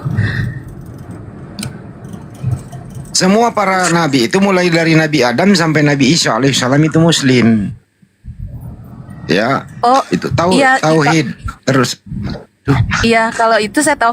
Cuman yang salahnya itu yang maksudnya kan mereka juga kafir gitu. Tapi di Israel itu yang mereka apakah Yahudi itu yang menyembah yang Tuhan yang mereka tidak terlihat itu gitu. Apakah itu makanya Isa itu diturunkan itu kepada bangsa Israel itu mentauhidkan yang Yahudi itu gitu. Apakah benar begitu atau gimana sih Ibu bertanya, baru saya ngomong 2 kata Ibu lagi yang ngomong. maaf sinyalnya kali nggak kedengaran, maaf. Ibu nanya mau dijelasin baru 2 kata Ibu ngomong lagi, gimana nih dong gua? Maaf. Lanjut Bang Handi. Ya kan kalau menjelaskan kayak gini harus diambil dari runutannya dari atas ke bawah supaya itu orang lain juga paham bahwa ajaran para nabi itu ajarannya itu pasti tauhid, berserah diri mereka Muslim, pada dasarnya Muslim kan begitu. Terus kemudian kalau sampai Nabi Isa alaihissalam diturunkan ke muka bumi untuk Bani Israel, ajarannya tauhid, Muslim. Ada nggak kira-kira hukum-hukum Islam yang ada di sana? Ada. Itu hukum Islamnya apa? Syariat Islamnya apa? Ya tauhid itu tadi. Cuman memang di waktu itu syariatnya para nabi itu berbeda-beda, dikondisikan sesuai zamannya. Jadi ajaran para nabi diturunkan itu sesuai perintah Tuhan di zaman itu. Makanya orang belakangan ini jangan ikut-ikutan. Saya muridnya Yesus, saya ini, siapa lu? Mereka itu pada kaumnya masing-masing gitu loh. Nah, Nabi Muhammad SAW terakhir rahmatan lil alamin, ya ayyuhan nas, untuk seluruh umat manusia. Jadi pada dasarnya semua para nabi itu wajib kita imani, karena itu adalah ke muka bumi itu diutus ke muka bumi untuk kaumnya masing-masing. Syariatnya ya syariat sebagaimana kemampuan kaumnya. Itu loh Bu kira-kira. Ini udah saya sibuk banget ini ya. Nelpon terus. Lanjut. Aduh, saya pengennya jawabannya dari Bang Handi gitu, logis gitu, masuk ke pikiran saya gitu buat nambah keimanan saya. Nggak logis. Jadi, ya. Maaf kalau nggak bisa ngelogiskan Bu. Logis, maksudnya logis gitu, jadi masuk ke logika saya gitu. Seneng sayanya. Terus Mbak Reva, ya? Mungkin pertanyaannya bisa diulang atau diperjelas. Gitu. Bang Handinya sembari balasin WA itu dia. Tapi tetap Bang Handi bisa jawab gitu atau enggak? Bisa. Oh, bisa ya. Oh ya udah. Pertanyaannya. Tadi saya ngomong nggak didengar apa ya? Sudah dijawab tuh. Iya, udah dijawab tadi kan ya. Maksudnya boleh nanya lagi nggak lanjutannya itu gitu? Ya sekali-kali nanya ke Bang Handi nomor rekeningnya Bang Handi berapa gitu loh. Bang Dalbo, suaranya khas banget. Maksudnya berarti kan kalau yang di Islamnya kita itu kan Nabi Isa yang untuk mentauhidkan yang bangsa Israel pada zaman itu, mereka kan menyembah yang Tuhannya orang Yahudi gitu. Ulangin Bu, bukan begitu pertanyaannya, mentauhidkan bangsa Israel. Memangnya bangsa Israel Tuhan? Makanya saya bilang tadi. Baikin dulu pertanyaannya. Aduh. Israel mentauhidkan Salah ya? Tuhan. Salah lah, masa bangsa Israel ditauhid? Gimana sih? Iya, maksudnya biar menyembah Tuhan yang Allah Subhanahu wa taala gitu. Ibu ini kok bertanya gitu amat sih. Semua para nabi itu, ya, saya ulang nih, semua para nabi itu mulai dari Nabi Adam sampai Nabi Muhammad SAW itu diutus ke muka bumi untuk mengajarkan umat manusia untuk menyembah satu Tuhan. Kalau di dalam Al-Quran, Allah Subhanahu wa Ta'ala, kalau para nabi sebelumnya itu belum nama tapi sifat. Seperti di Yahudi itu masih El Shaddai, El Roy, Elohim dan seterusnya. Itu baru ada yang berisik. Itu kira-kira Bu. Jadi baru tidak menyebutkan nama Sang Pencipta, tapi sifatnya. Di sana itu maha suci, maha tinggi, maha mengetahui, ada sifat-sifatnya di sana.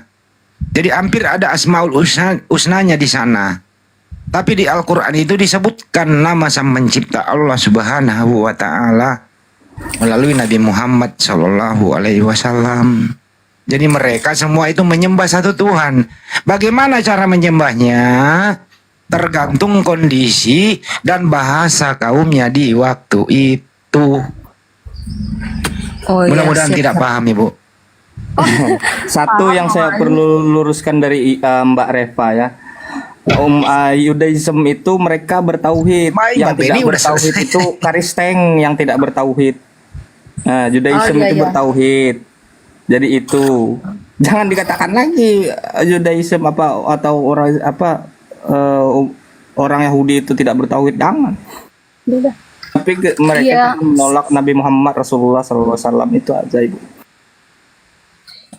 Iya, saya kan nggak ngerti yang Yahudi, Kristen. Saya berpikir sendiri aja gitu kan. Maksudnya Yahudi, kalau Kristen ini kan nabi. Kalau menurut kita kan nabi yang dituhankan gitu. Kalau Yahudi ini kan mirip gitu dengan kita, Tuhannya tidak terlihat gitu. Jadi saya pikir yang paling mendekati ke Islam itu Yahudi gitu daripada Kristen gitu. Ini loh Bu, pikir. aduh saya ulang sekali lagi, catat ya. Iya, iya. Nabi Adam datang diutus ke muka bumi, kaumnya Nabi Adam. Kalau mengikuti ajaran Nabi Adam, insya Allah kembali ke jannah atau kembali ke Sang Pencipta, mendapat tempat yang layak. Itu aja istilah umumnya. Oke, Karena oke. itulah aturan yang diberikan kepada Nabi Adam sesuai kemampuan kaumnya Adam. Paham sampai sini? Karena Paham, tidak Bang mungkin Handi. kaumnya Adam itu mengikuti ajaran Nabi Muhammad SAW. Karena Iya, iya. tidak mungkin Orde Baru mengikuti Orde Reformasi. Karena Orde Reformasi belum nongol. Paham sampai sini? Iya. Oke. Begitu juga kaumnya Nabi Nuh. Kaumnya Nabi Nuh kalau mau selamat, mendapat tempat yang layak, dia harus mengikuti ajaran Nuh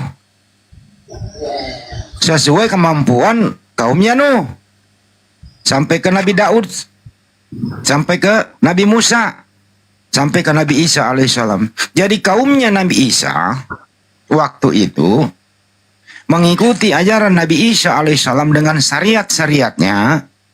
Insya Allah mereka mendapat tempat yang layak di sisi Allah Subhanahu wa Ta'ala. Setelah datang Nabi Muhammad SAW, rahmatan lil alamin, semua manusia wajib hukumnya mengikuti ajaran Nabi Muhammad SAW. Di luar daripada itu, yang tidak mengikuti ajaran Nabi Muhammad SAW disebut menutupi, menanam ajaran Islam. Itulah disebut kafir. Kafir tempatnya di mana? Neraka jahanam. Paham sampai sini, Bu?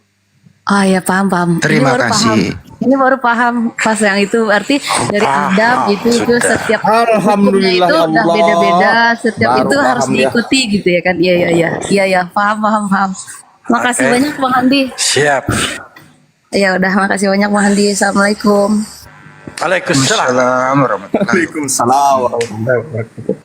Coba ini conten satu ini. Apa makna Anda menggunakan nama Islam beban dunia? Silakan. Halo Bang, abang-abang semua.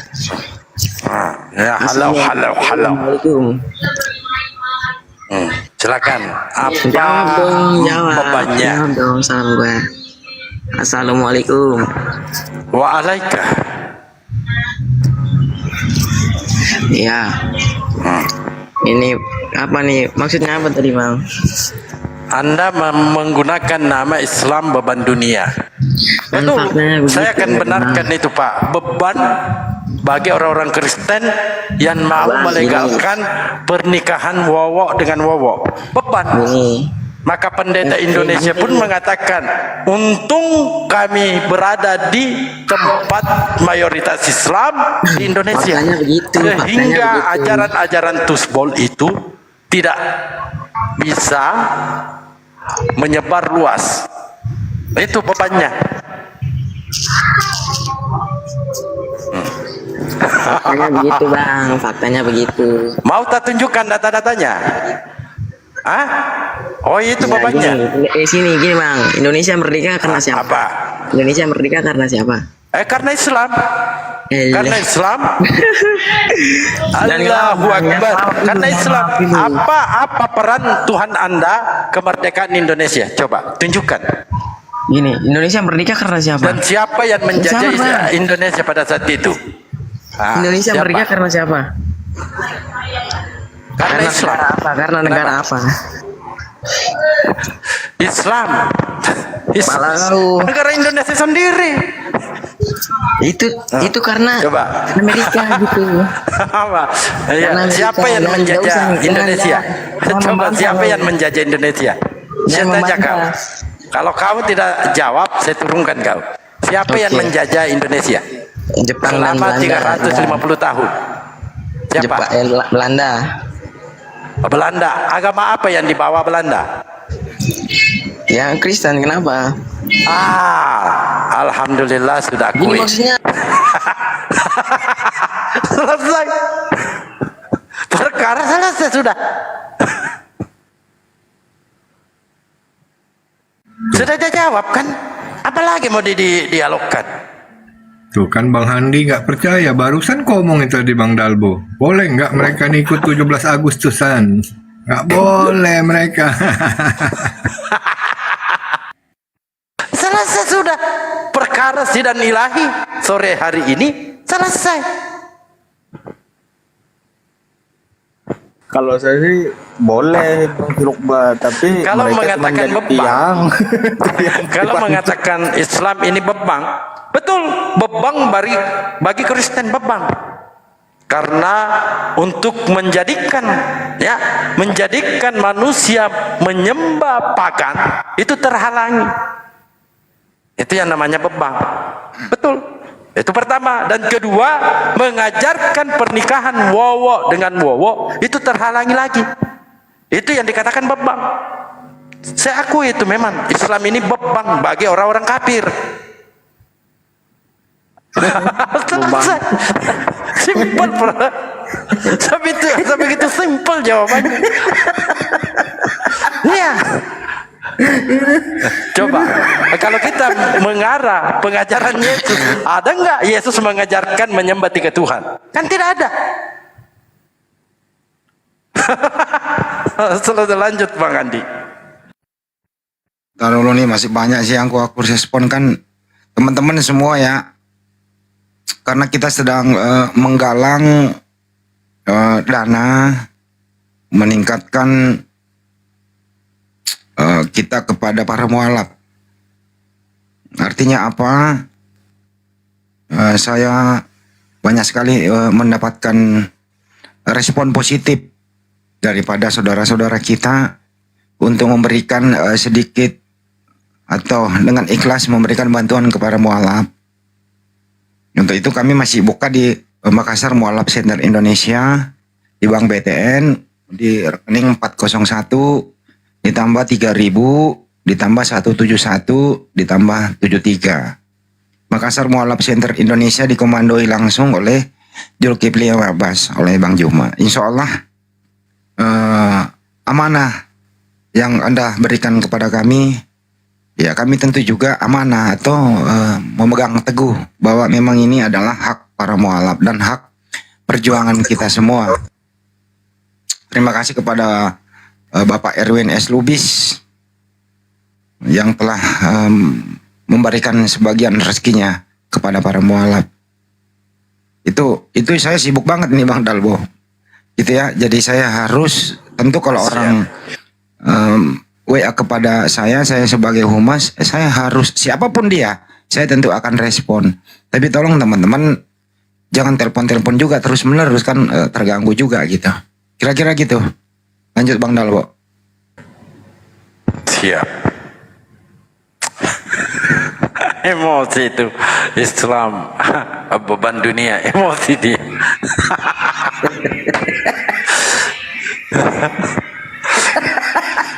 Kalau mau menghayal ya memang tempatnya Kristen. Kalau mau menghayal, kalau mau berdasarkan data tidak ada Kristen yang bisa berdialog itu. Tapi kalau hayalannya saya akui. Dia katakan Islam beban dunia, betul, beban bagi orang-orang kafir.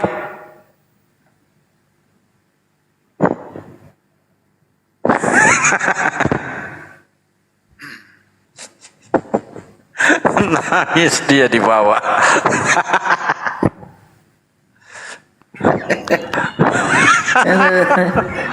Astagfirullah. Mau main beban kan saya bisa mau main beban katanya beban katanya ya beban betul, saya akui beban buat yang melegalkan Yono dengan Yanto. Betul, saya akui beban memang, karena Islam melarang yang namanya pernikahan wowo dengan wowo. Itulah bebannya. Nah, di gereja siapa yang bisa panutannya? Kelas-kelas paus dipatikan, melegalkan. Sumbernya ada. Paus Vatikan menyatakan para pastor Katolik dapat memberkati pasangan sesama jenis. Lalu di Perancis, gereja terbesar kedua di dunia, melegalkan juga. Pertama di Perancis, gereja Protestan menikahkan pendeta sesama jenis. Lalu kita masuk di pengajaran, ada dalilnya. Dalilnya banyak. Buahnya ada. Nono ketemu Nono. Itu Yono sama si Yanto.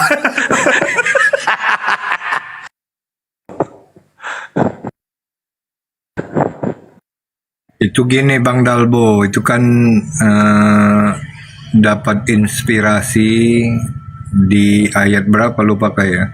Yesus duduk di sebelah kanan Bapa. Kan dua orang laki-laki duduk sebelah-sebelahan, nggak ada kerjaan, enggak. Kalau saya Bang Cilumba, saya tidak ke situ. Dan memang ini ajaran Paulus.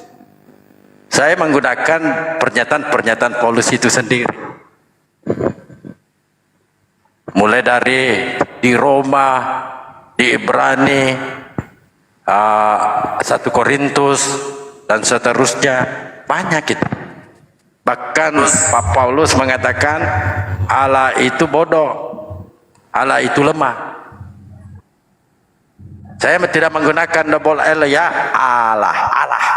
Allah itu bodoh, Allah itu lemah. Allah jojing. ala. Itu. Nah, Allah ini dikatakan bodoh, Allah ini dikatakan lemah. Paulus menolak untuk diperhamba oleh Allah. Maka Allah mendatangkan murka.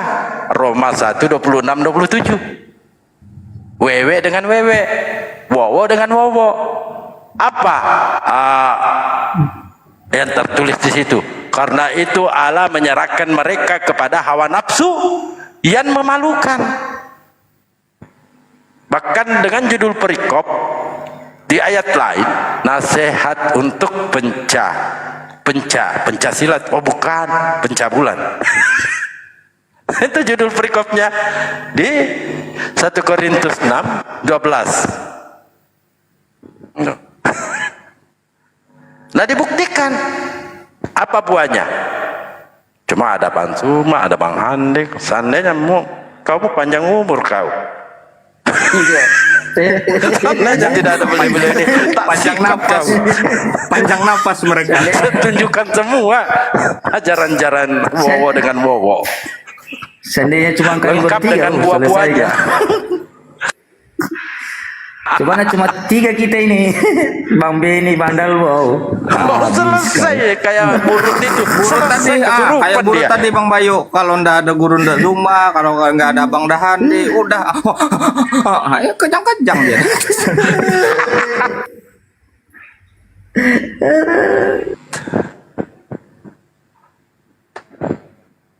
Enggak tahu dia kalau banyak kesurupan di sini gara-gara kita Bang Dalbo.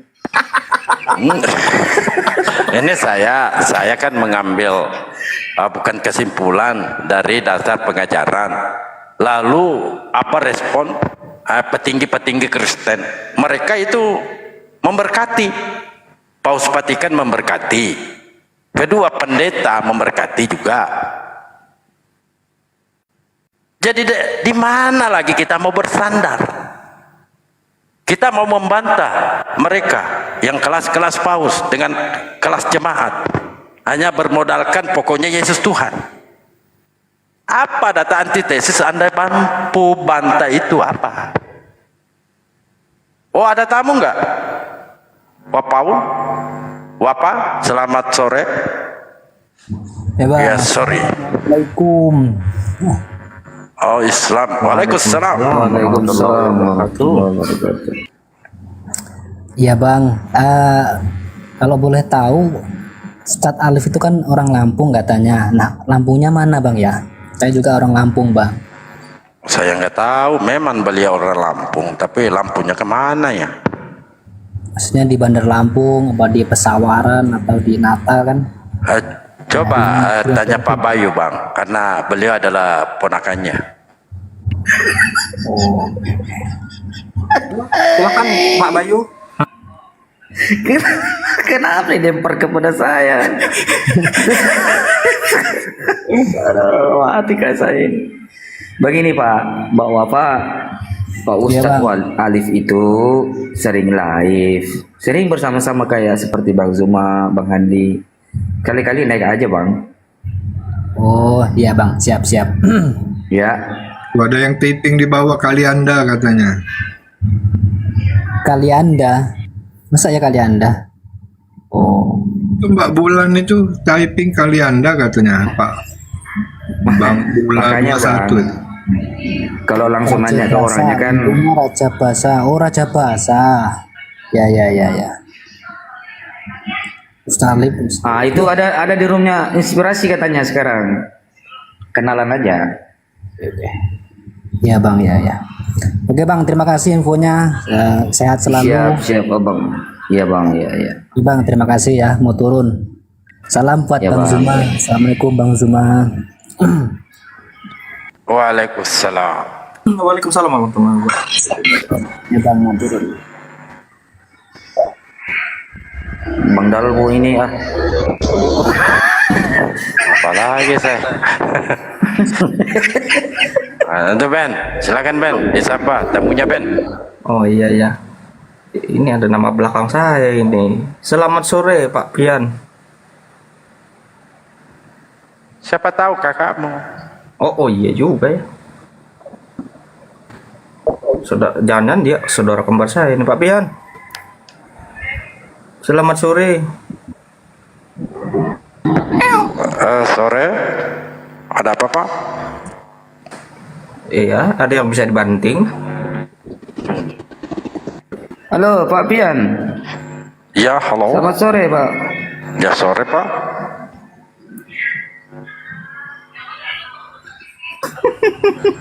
Sinyalnya merah itu. Apa, Pak?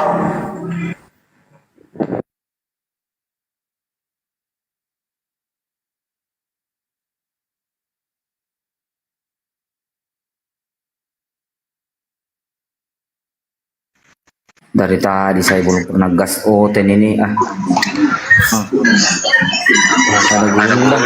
Waduh, malah jualan pentol dia di sini. Dasar.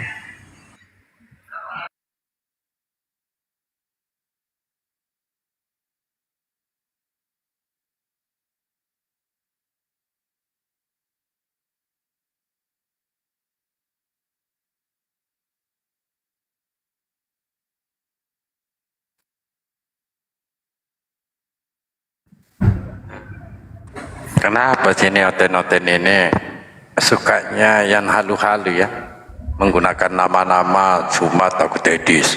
Sejak kapan saya aja pion bikin mencret si Edis? Paling naik di sini, mana gurumu? Woi, mana gurumu? Lalu kabur. Kalau hanya begitu doang, saya juga bisa, Pak, berteriak-teriak. Saya udah pernah naik ke roomnya Bang Garbo. Saya nggak dinaikin malah. Kamu naik, saya nggak dinaikin.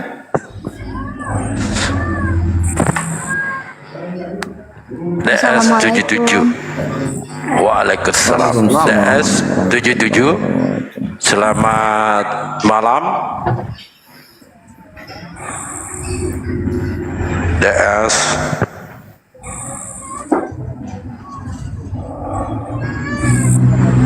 Ya, makasih Pak Des, luar biasa penyampaiannya ya. Bahwa Maaf Pak, saya izin turun di bawah aja ya. wah, kagak enak di bawah, Bu. Nggak apa-apa. Ya baik. Di bawah Ya aja. silakan. Nyimak aja. Ya. Ya, assalamualaikum. Ya baik. Biar ya, waalaikumsalam, biarkan Benny yang di atas. Waduh. Loh. Malah tidur dia. Tadi naik barusan Oten kabur, kenapa? Kenapa jadi begini yang naik semua? Coba yang waras coba. Saya mau cari yang waras dah. Nah, nama-namanya aja sudah menghujat. Enggak saya naikkan yang menghujat namanya itu. Oh, ini juga ini apa? Ini cuma takut Edis mau naik. hanya nggak perlu naikkan. Kosali. Coba Pak Suwandi. Selamat sore Bapak Suwandi.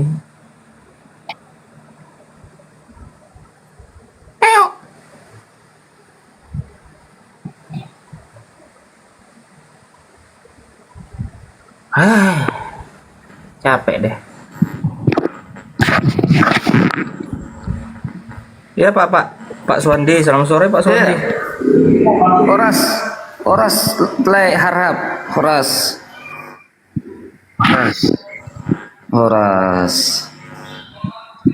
Mau diskusi apa kita ini le? Kristen ya dia Bang Boy. Itu orang Kristen Batak. aja. Siapa tahu. Harahap biasanya Kristen aja muslim lah. dia. Kalau harahap. Iya, makanya saya tanya, coba ditanya dulu Bang Boy. Kristen Bang. Halo le, Kristen. Iya Kristen, Islam le, Muslim le. Kristen Bang. Le harap. Iya Bang. Halo. Iya, halo. Halo. Iya, dari mana le? Dari Muslim, Kristen lah ya? Muslim. Oh Muslim. Assalamualaikum warahmatullahi wabarakatuh. Waalaikumsalam warahmatullahi wabarakatuh. Banyak juga orang Batak Muslim ya, wow, warga Arab lagi nih, mantap lah.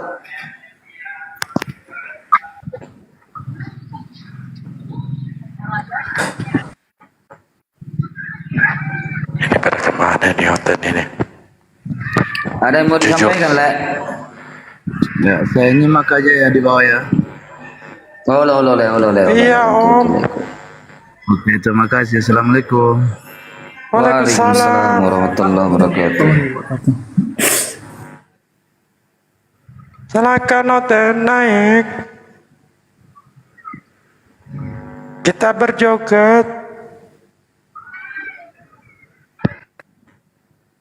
Yang naik rata-rata yang culung.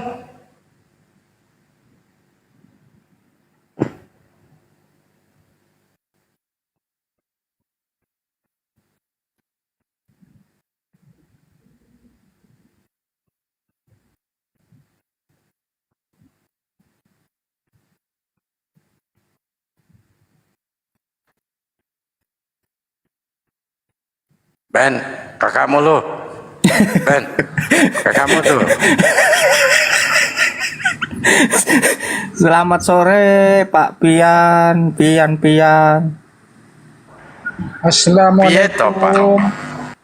Waalaikumsalam warahmatullahi wabarakatuh. Muslim ya Pak. Ya, silakan. Apa yang mau disampaikan Pak? Ya, saya dari NTT. Iya abangku, ada yang mau disampaikan? Ada sedikit mau disampaikan, soalnya saya di posisi kan NTT toh. Iya. Nah, saya juga tinggal di tempat mayoritas Kristen, dan juga saya juga yang satu-satunya punya rumah dikelilingi mayoritas Kristen di sini.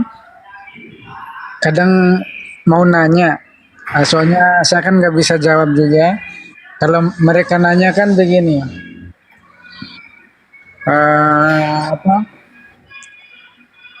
kenapa kalian Islam itu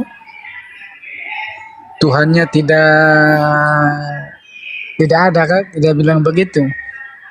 Tidak ada ini. Tidak bisa dilihat. Tidak bisa dilihat. Tapi sempat saya juga jawab. Nah, yang namanya zat memang tidak bisa dilihat. Saya omong begitu. Namanya zat itu kan zat. Nah, saya bilang zat kan namanya. Kalau Tuhan, kalau kita bilang kan kita kan Allah, kita bilang begitu. Namanya Allah itu kan zat. Lain dengan kita makhluk. Kalau kita manusia adalah makhluk. Mana bisa kita melihat zat? Seperti saya bandingkan angin. Bisa nggak kamu melihat angin? Saya bilang begitu. Iya. Bisa nggak kamu? Bisa nggak kamu mau? Lanjut. Bisa nggak kamu lihat angin toh? Apa? Contoh begini, kamu kan bisa rasa angin begitu, tapi kamu tidak bisa melihat. Angin kan bisa kamu rasa, tapi itulah sistem kita punya Tuhan zat. Ya. Iya, jadi begini Bang Pian. Ya. Semua ajaran samawi itu yang dibawa para nabi, memang Tuhan itu tidak bisa dilihat. Sudah sebagaimana yang disampaikan Al-Qur'an, walam yakullahu kufuwan ahad, laisa kamitslihi syai'un, la tudrikuhul absar. Lalu disampaikan oleh Yesus, Bapa itu tidak dapat dilihat, tidak dapat didengar, kata Yesus. Lalu disampaikan juga Nabi Musa, siapapun yang melihat Tuhan itu bakal binasa, Keluaran 33:20. Nah, jadi ajaran samawi yang dibawakan para nabi-nabi, memang Tuhan itu tidak bisa dilihat. Kalau Tuhan itu bisa dilihat, itu namanya sudah pagan. Gitu. Tapi bukan salah jawaban Bang Pian tadi, betul juga. Kadang mereka juga kan, kadang bukan 1-2 orang, kadang 7, 8 orang, 10 orang dia datang keliling-keliling toh, dia bahkan mereka nanya pun bukan nanya dialog baik-baik apa, malah mereka kan tunjuk-tunjuk toh.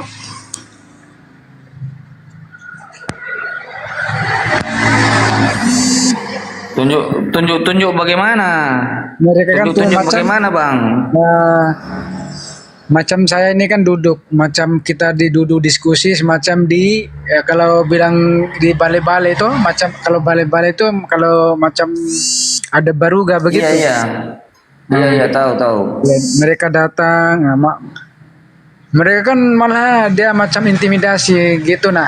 Macam dia tunjuk-tunjuk saya punya muka begini tidak bisa maka macam dia intimidasi begitu toh.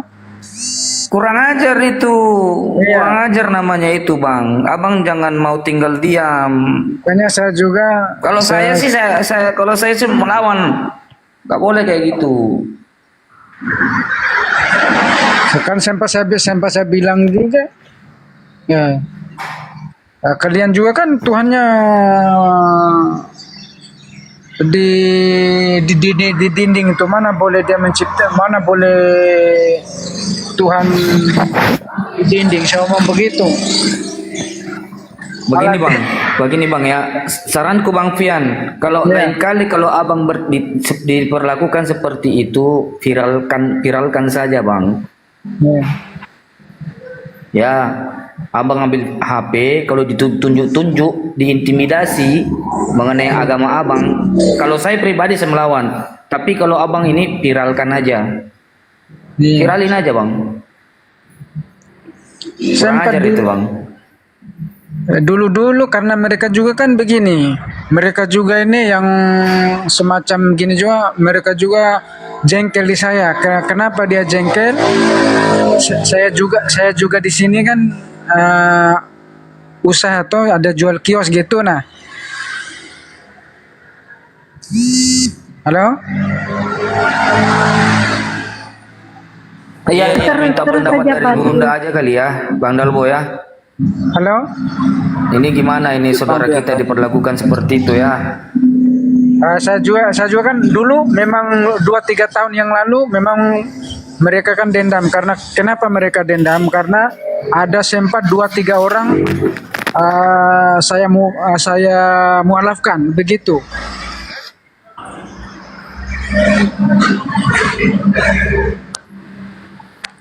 Gurunda monitor enggak ya? Saya enggak ini kalau saudara kita diperlakukan seperti itu loh. Bang Handi, jadi ke Bang Handi. Soalnya mereka kan dendam karena ada teman-temannya mereka juga kan saya pernah saya mualafkan juga begitu, makanya mereka itu dendam begitu. Mantap Bang Fian ini. Jadi Bang Fian sembari menyampaikan ke sana ya kebenaran Islam itu bagaimana. Karena kenapa saya begitu? Karena waktu awal-awal saya jualan, apalagi hari-hari malam-malam itu Bang, dia bangkai babi ini, bangkai dia buang di pintu masuk rumah di kios. Kadang babi, kadang bangkai anjing, bangkai babi toh. Abang di mana ini sekarang? Abang di mana? Di NTT. Di NTT ya. Nggak tahu Gurunda nggak monitor nggak ya sama Bang Handi? Gimana itu? Bang Handi, assalamualaikum Bang. Bang Fian izin nanya, mualafnya sejak kapan Bang?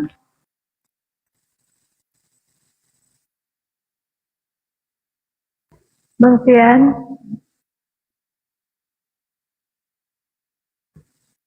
Signalnya jelek, lanjut Ben.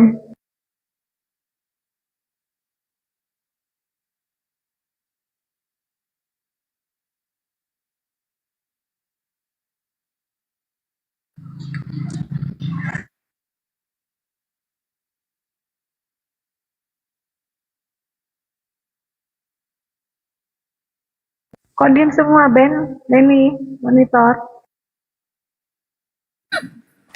Iya itu Bang Fian punya agak. Iya, tunggu dulu Bang ya. Tadi buka.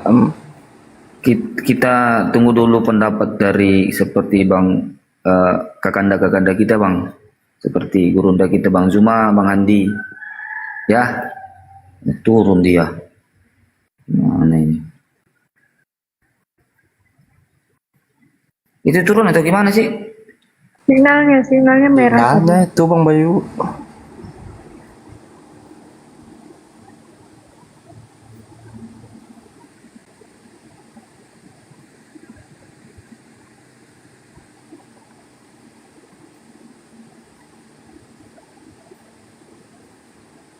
Begitulah ya.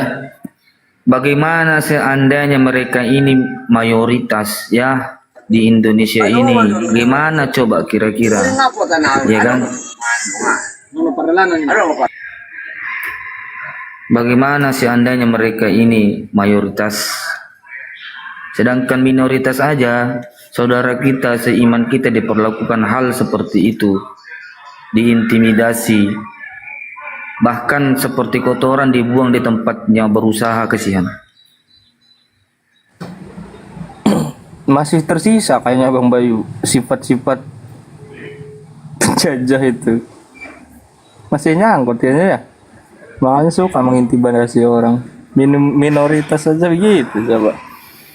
Apalagi mayoritas, wah hancur Indonesia ini. Bang Handi turun.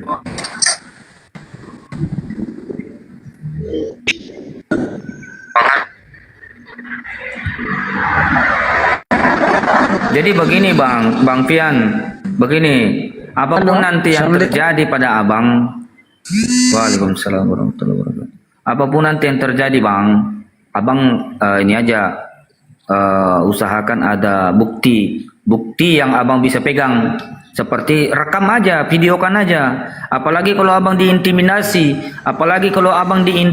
mengenai hal agama Abang, viralkan aja Bang, biar kita juga bisa. Gitu, biar kita bisa juga ini Bang. Biar ada bukti gitu Bang. Gak mungkin lah umat mau diam lihat Abang ya. Gak mungkin.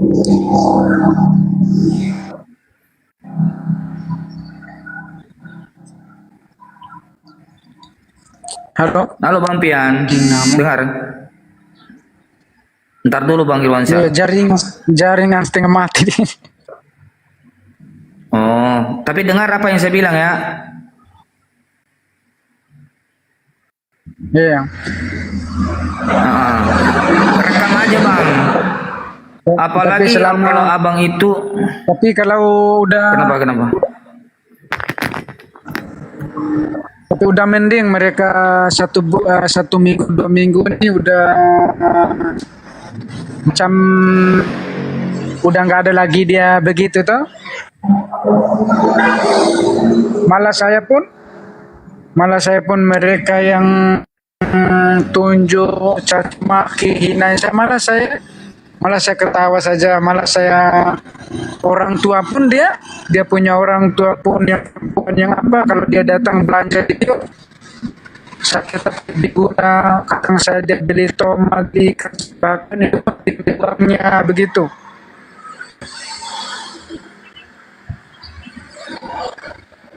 Halo? Iya Bang ya. Lanjut Bang bicara ya. Nah, begitu pas selama 1-2 minggu kan saya orang tua yang tadi itu kadang saya tetap kalau orang tuanya datang belanja beras, belanja apa saya nggak ini.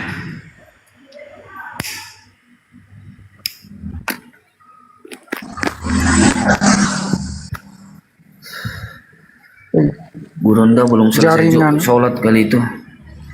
Katanya NTT di mana Bang? NTT-nya di mana Abang? Bang Pian NTT-nya di mana? Kota mana?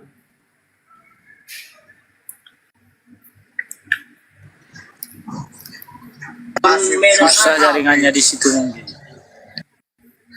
Iya susah kali jaringannya. Terpental lagi tuh.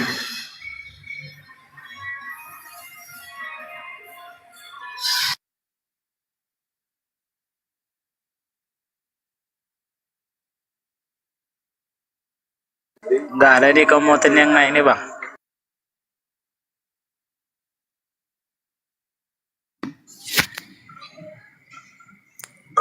Assalamualaikum Bang.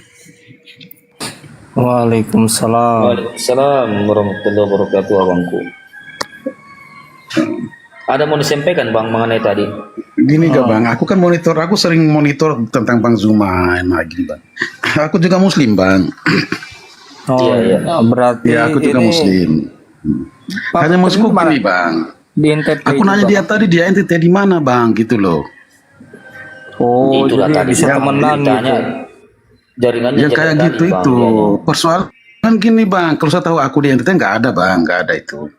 Takutnya ada juga yang lain monitor nanti malah jadi persoalan Bang gitu loh. Iya juga sih bang, makanya kita kan klarifikasi harus ada bukti bang. Iya kan? Iya makanya tadi Bang, makanya aku berani naik Bang, karena saya tahu aku Muslim Bang, demi Allah aku Muslim Bang.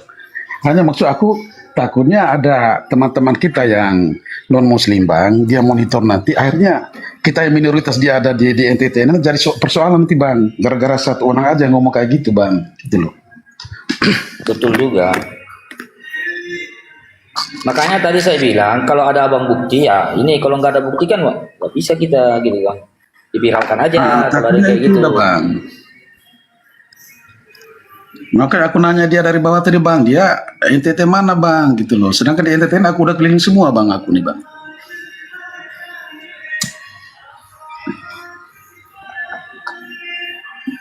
Takutnya gara-gara bahasanya dia Bang, takutnya nanti didengar sama yang lain udah jadi penyakit lah kita di NTT. Memang kita di NTT kita tahu minoritas Bang, minoritas kita di NTT itu ya Muslim gitu loh. Itu banyak sekali komen di bawah itu nggak ada itu loh Bang.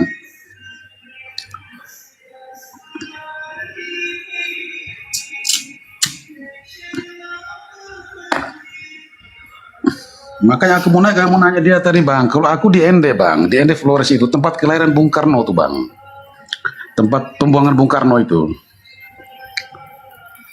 Di ND aku Bang, di ND Flores. Tapi dia nggak naik lagi tuh. Iya makanya aku mau nanya dia tuh Bang, tempatnya di mana itu, gitu loh.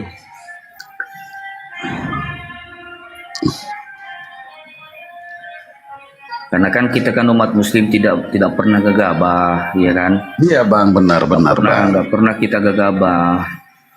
Disakitin pun kan kita masih bisa memaafkan abangku, kan gitu. Benar. Enggak, aku takut aja bahasa dia tadi Bang, bahasanya itu takutnya sebenarnya barang yang nggak ada yang kayak gitu Bang. Dia keluar kayak gara-gara bahasa kayak gitu Bang, nanti akhirnya terjadi gitu loh Bang. Seolah-olah kita yang Muslim ini dikucilkan gitu loh, itu yang kita takutkan Bang. Padahal enggak kan gitu kan?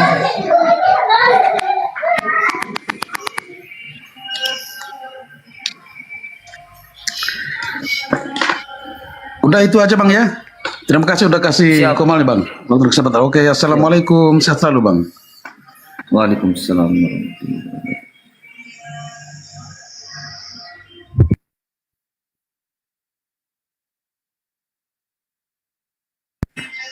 Jadi itu tadi ada benarnya juga dari abang Putri tadi.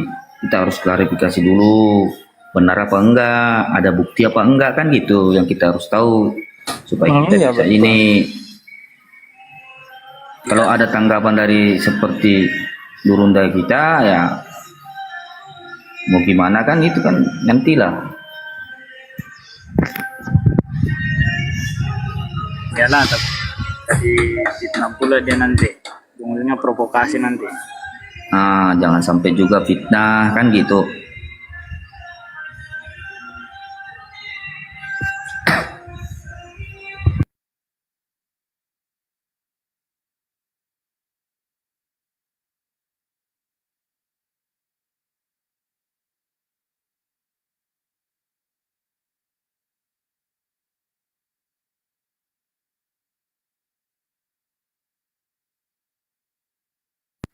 Itulah umat muslim itu bijak. Kita itu kan umat muslim itu kan bijak, berakal. Ada berita harus di cross check dulu. Ini gimana?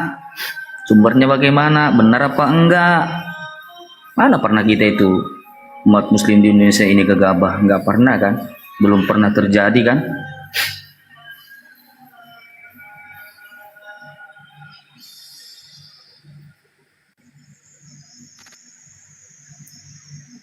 Siapa dulu Bang Beni? Iya, mana? Ya, selamat sore Pak Kozali sama Pak Ajo. Assalamualaikum warahmatullah. Saya Muslim. Waalaikumsalam. Kebetulan kita orang Sumatera. Ya. Assalamualaikum. Ya. Pak Ajo Islam apa Kristen ya?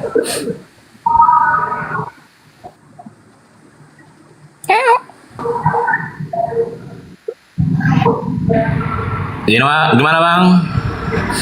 Pak Ajo Islam apa Kristen ya kalau Pak? Kau. Silakan Pak Kozali.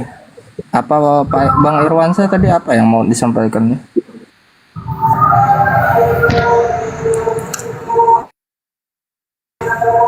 Ada sih bang. Banyak. Apa dulu? Jelas hari lepas. Belum begini.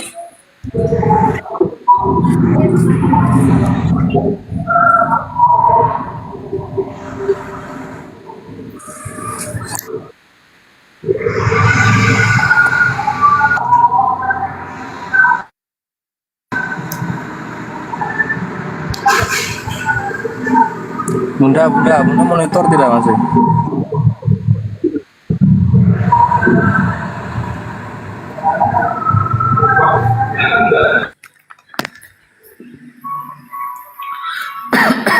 Ayo teman Kristen naik lo, ayo.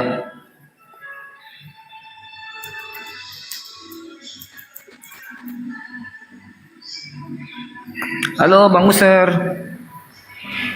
Selamat sore Bang.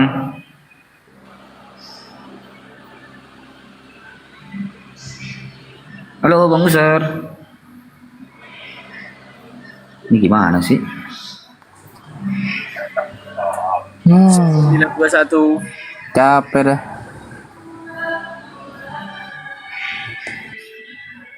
Ya dilanjut dulu Bang Bayu yang rencana 1651 yang 34.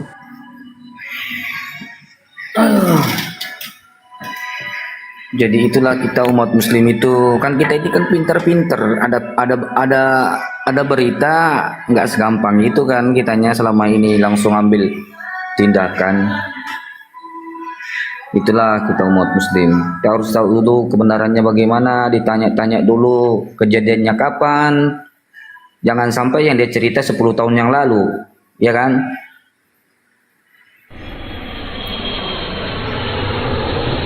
Kejadiannya kapan, kronologinya gimana, ada bukti apa enggak, kalau nggak ada bukti ya ngapain.